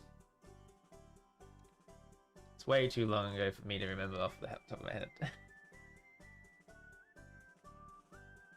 But yeah, like while you're doing that, you're killing things, killing resources for your spirit items, and then you're also working towards getting legendary accessories. And some of these legendary accessories, like the berry catfish one, increases your counter attack damage by 20% max, and that's really good. Or you have like your Snow-chan fans out there, there's one that increases your charge attack, and then there's elemental ones as well. I have a translated list on my PC I'm working on. I got some of it translated, but I don't have all of it. And the problem is, in the early stages they had a flat rate, but then later on they bumped these percent rates up for some of these items. So the percentage rates I need to be calculated again, and I won't know what happens until that update actually comes out.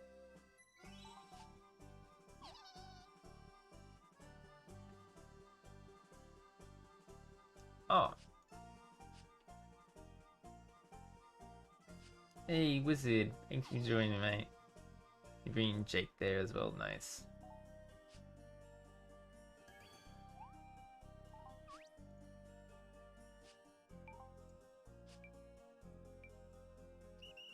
So Alex, here is a thing. I finally found some.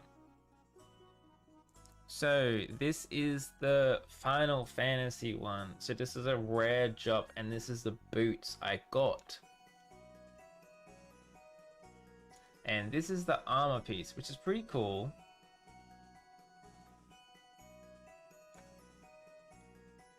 Which is this one. So this is the Final Fantasy armor. I believe this one was from the Dragon one. Really cool. Yours.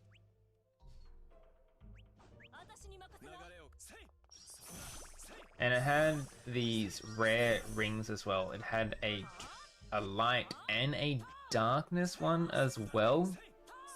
Now this kind of works, as you would say, like the Black Dragon event, but this one was approved and does a buffed version, I would say, where the Black Dragon ring, what was it, critical up and a little small attack.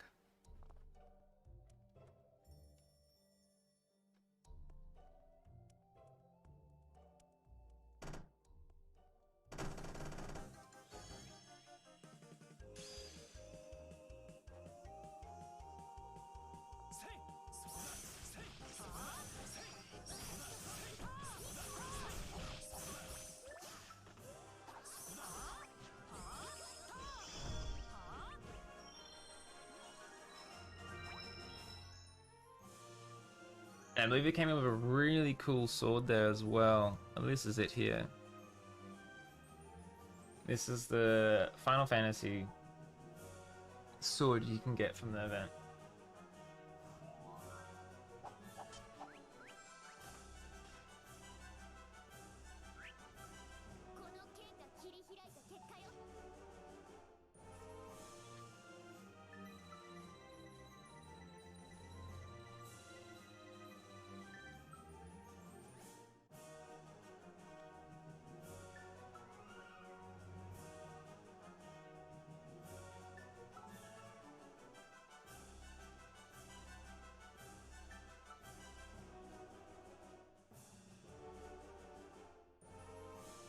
And this is the wards you got from it.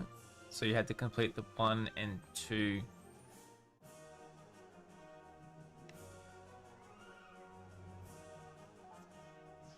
So you got like your pretty much like the white and darkness there.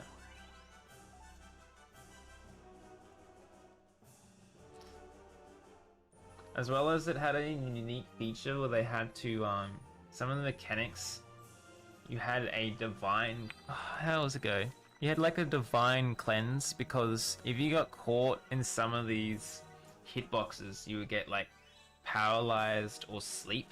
So you had to craft certain items for your teammates, which was like these, I believe. These. So you have the light version and like a blue version of it, and it works like your healing powder, and it just pretty much like gets rid of your curses and elements and stuff.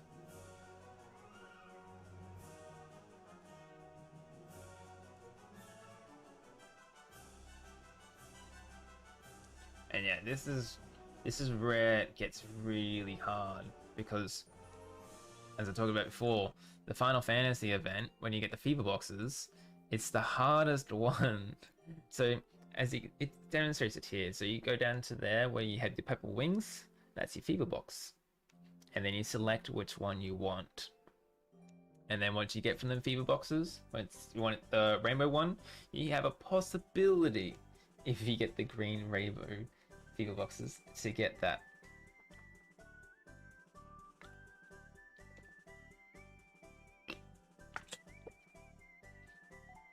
Yeah, so it's a lot of RNG.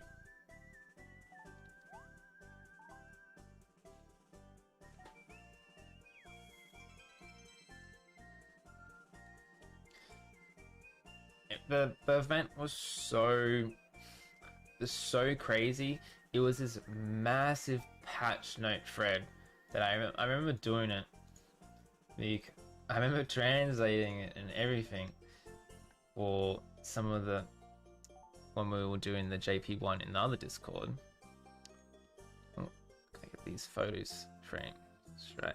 So it will pretty much describe what's happening, what you have to wait for, what phases it had.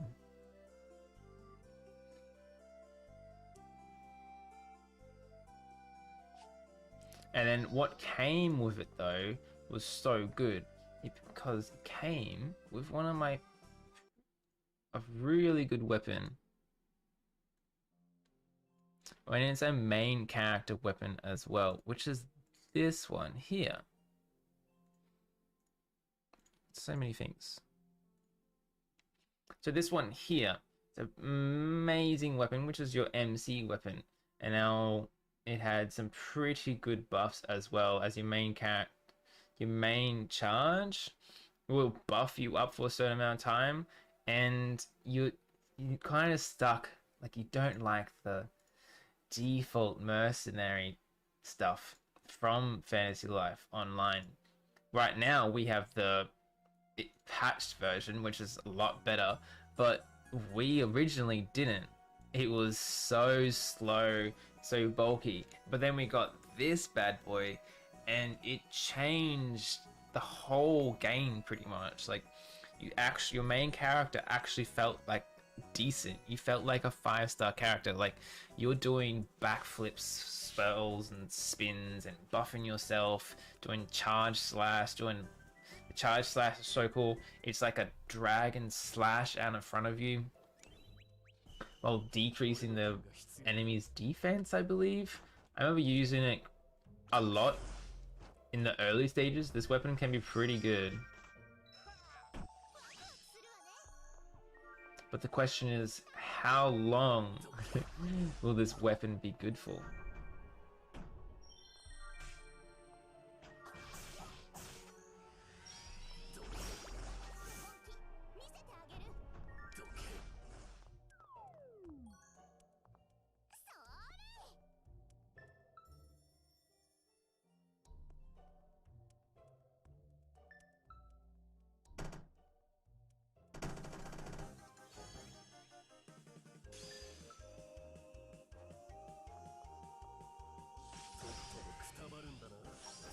Oh, we got a Glenn. Is he gonna destroy the jelly? Yeah, he destroyed the jelly.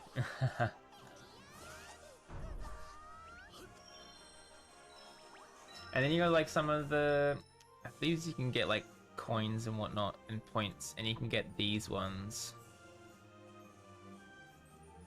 So you can exchange them for these unique ones, which are pretty cool. Like some of these, like the Yokai watch. Yeah, and weapons and stuff.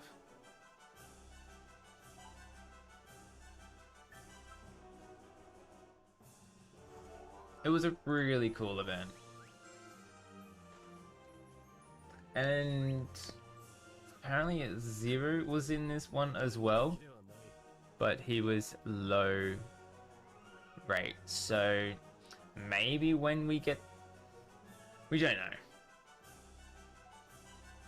As you can see, yeah, it's mainly, you can do light, and I think it was just mainly light for that one.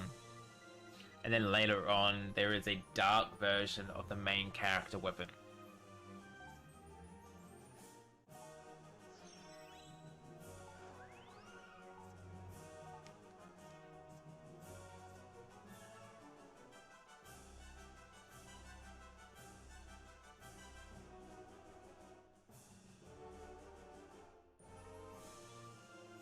But yeah, there was a lot of things happening in that event.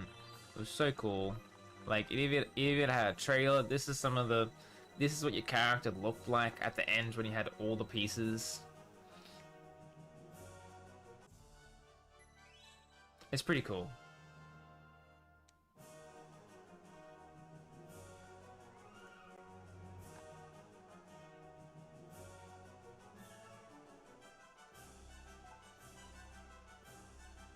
Like, they even changed like the App Store icon as well. They did, it even like showcased it. It did a Final Fantasy. So this is when you load up the game, this is what you saw. You saw that. Ooh, that. You saw that. It was really cool. You may notice like some of the characters there that aren't even out yet.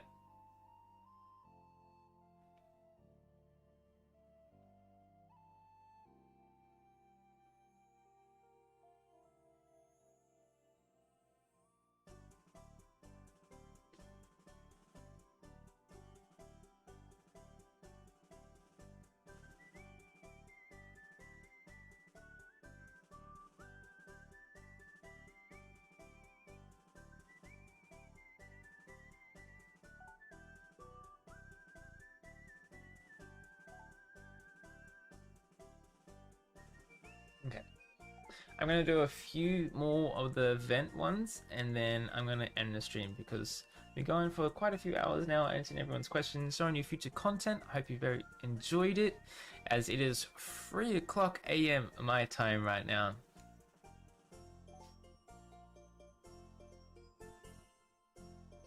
Oh, and this is the ring I talked about. So when you do this one, you fight the dragon, and it's really cool. They've either updated like some of the UI and the text. The text you get matches Final Fantasy, which is so good. Like they went full out for this. And like as I said, if you go outside of that ring, you instantly die.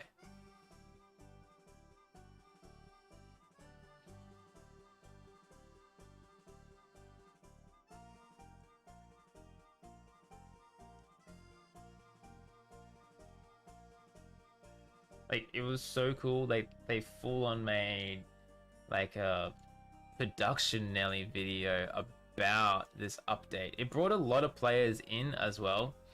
You're more than welcome to find this on their Twitter account and everything. Like they did this as well for most events, like the Ape event as well. Because the Ape event was so hard, they had to make, like the developers actually had to make a video be like, okay guys, stop complaining, this is how you do it.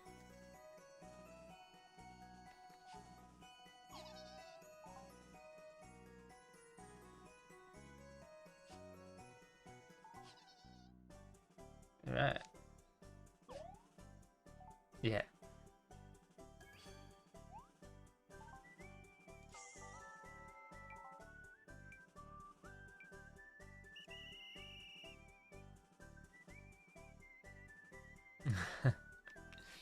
Thank you for your nice words.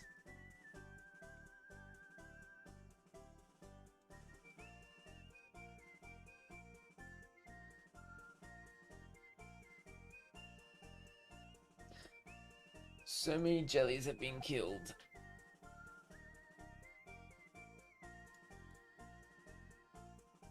Ah, Celix, here you go. So this is your tier 5 fever boxes. So this is where you go to your alchemist, go to your holy recipes. If you have 2 of the tier 4s, you can craft them into tier 5s.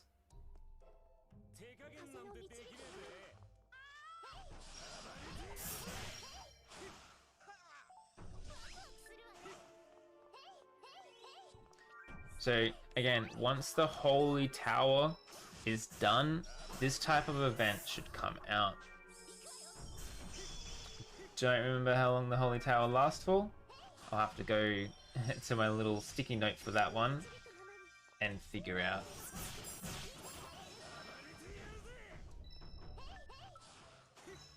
But again, I highly recommend that you do farm the holy tower as much as you can, because once the holy tower is out, for those that don't know, there is a exchange rate to get rid of all your souls, and you can exchange them souls you have into dosh bags. And I remember some players made millions of dollars because they would just grind out the holy tower for every day, every week. It can be time consuming, but if you do that over a period of time, it will add up quite a bit.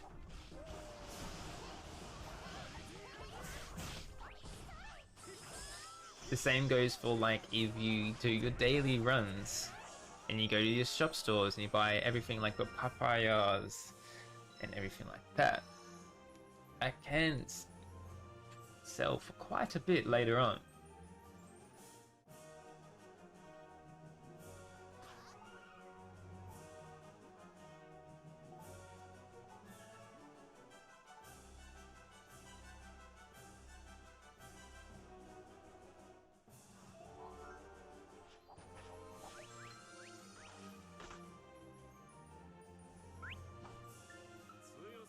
And this is the chest. So when the legendary update comes out, you will see these red chests come out, and that's what it's from.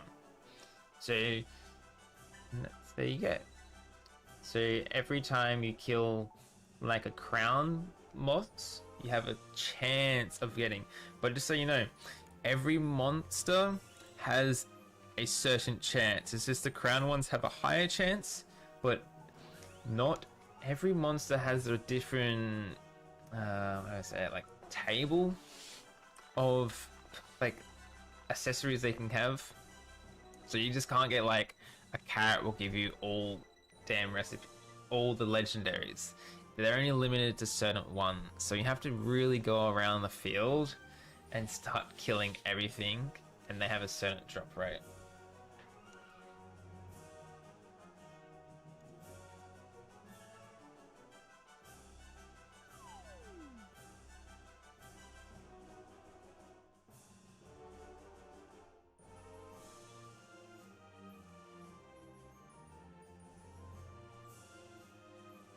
You need chest 5 stars XP. Yeah, like if you need XP, like the Holy Tower is a really good source of getting experience.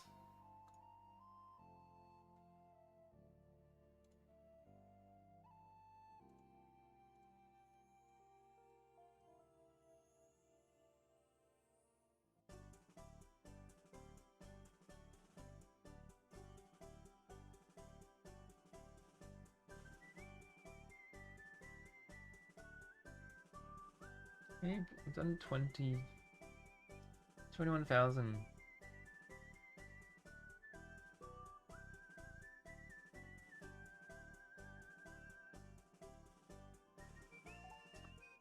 Thank you for joining. I'm going to do one more and then I will be heading off myself.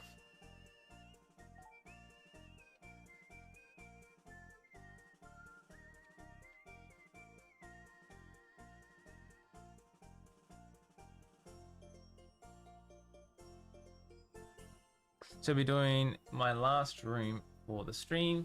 I will be making it a friends only room.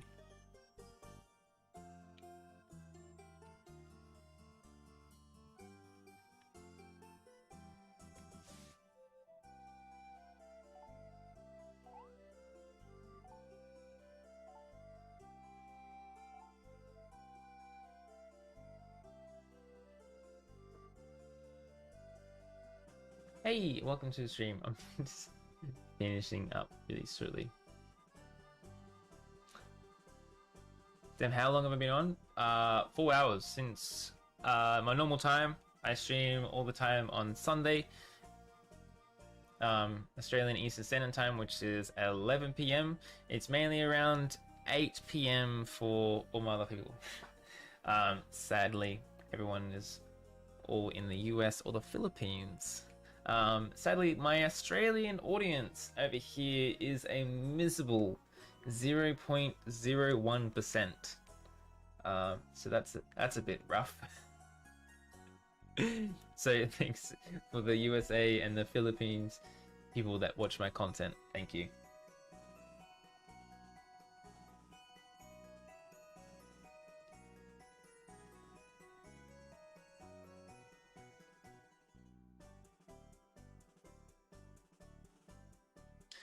You just got Master Angular yesterday because of my recommendation. That's awesome. Did you get how many pink Master Stars did you get? Did you get a lot on your first go?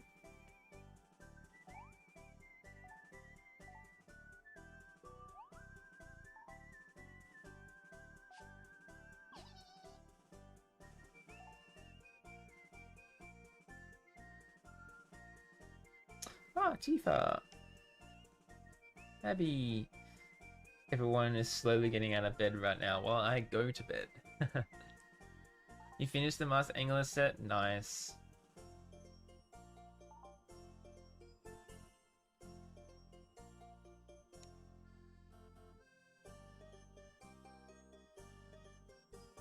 I get a bit of a stage staff in the party. Nice.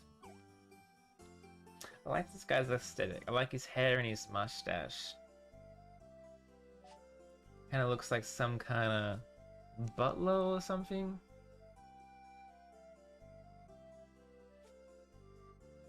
Talking about butler stuff, I did a high tea function today, which is very interesting. I must say, don't mess with a lady with an empty teapot.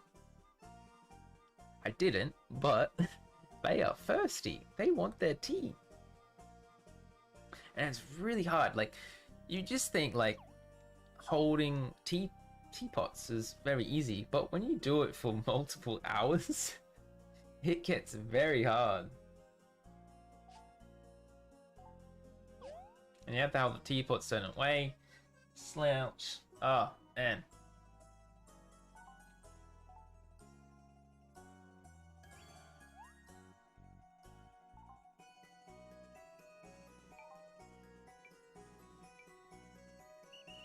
We have an aqua. Damn.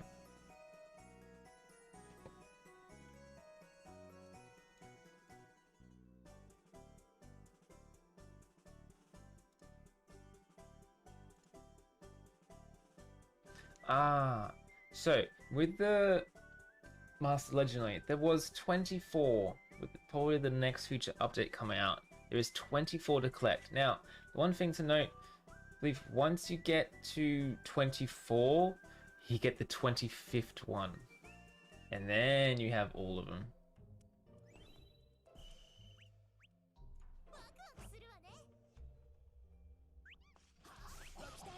The aqua is you.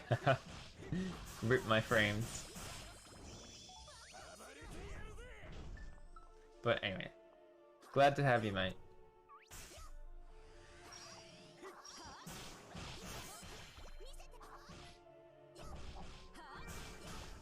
Oh man.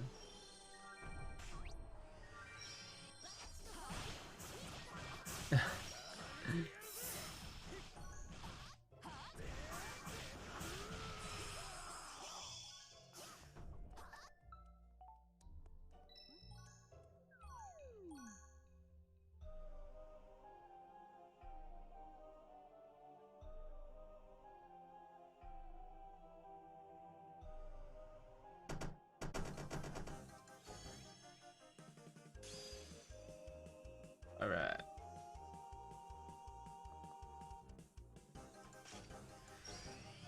Doesn't even want to load. Oh, had a bit of difficulties there, didn't it?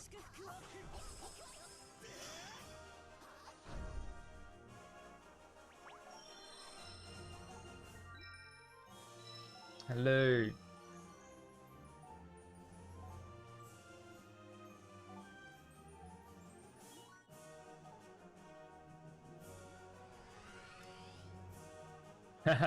No problem. Gotta have that aqua. She's very nice, but unfortunately, I was able to turn in the Japanese version. You could turn off other players' animation, but for some reason, it doesn't really want to work in the global one, which is a bit weird.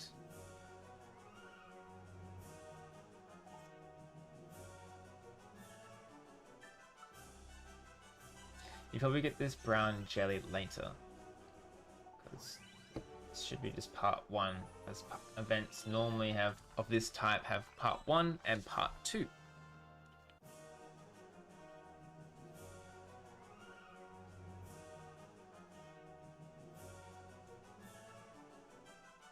So you have 2 parts. As I was saying before, so with the legendaries accessories, there's 24 to collect, and once you collect them, you get rewarded gems. Some of these accessories are really amazing in the early stages of the games, and later on they will be replaced by runes, as everything does get replaced over time, just like the Holy Tower will get replaced sometime, maybe in the next few months, the way the game's going.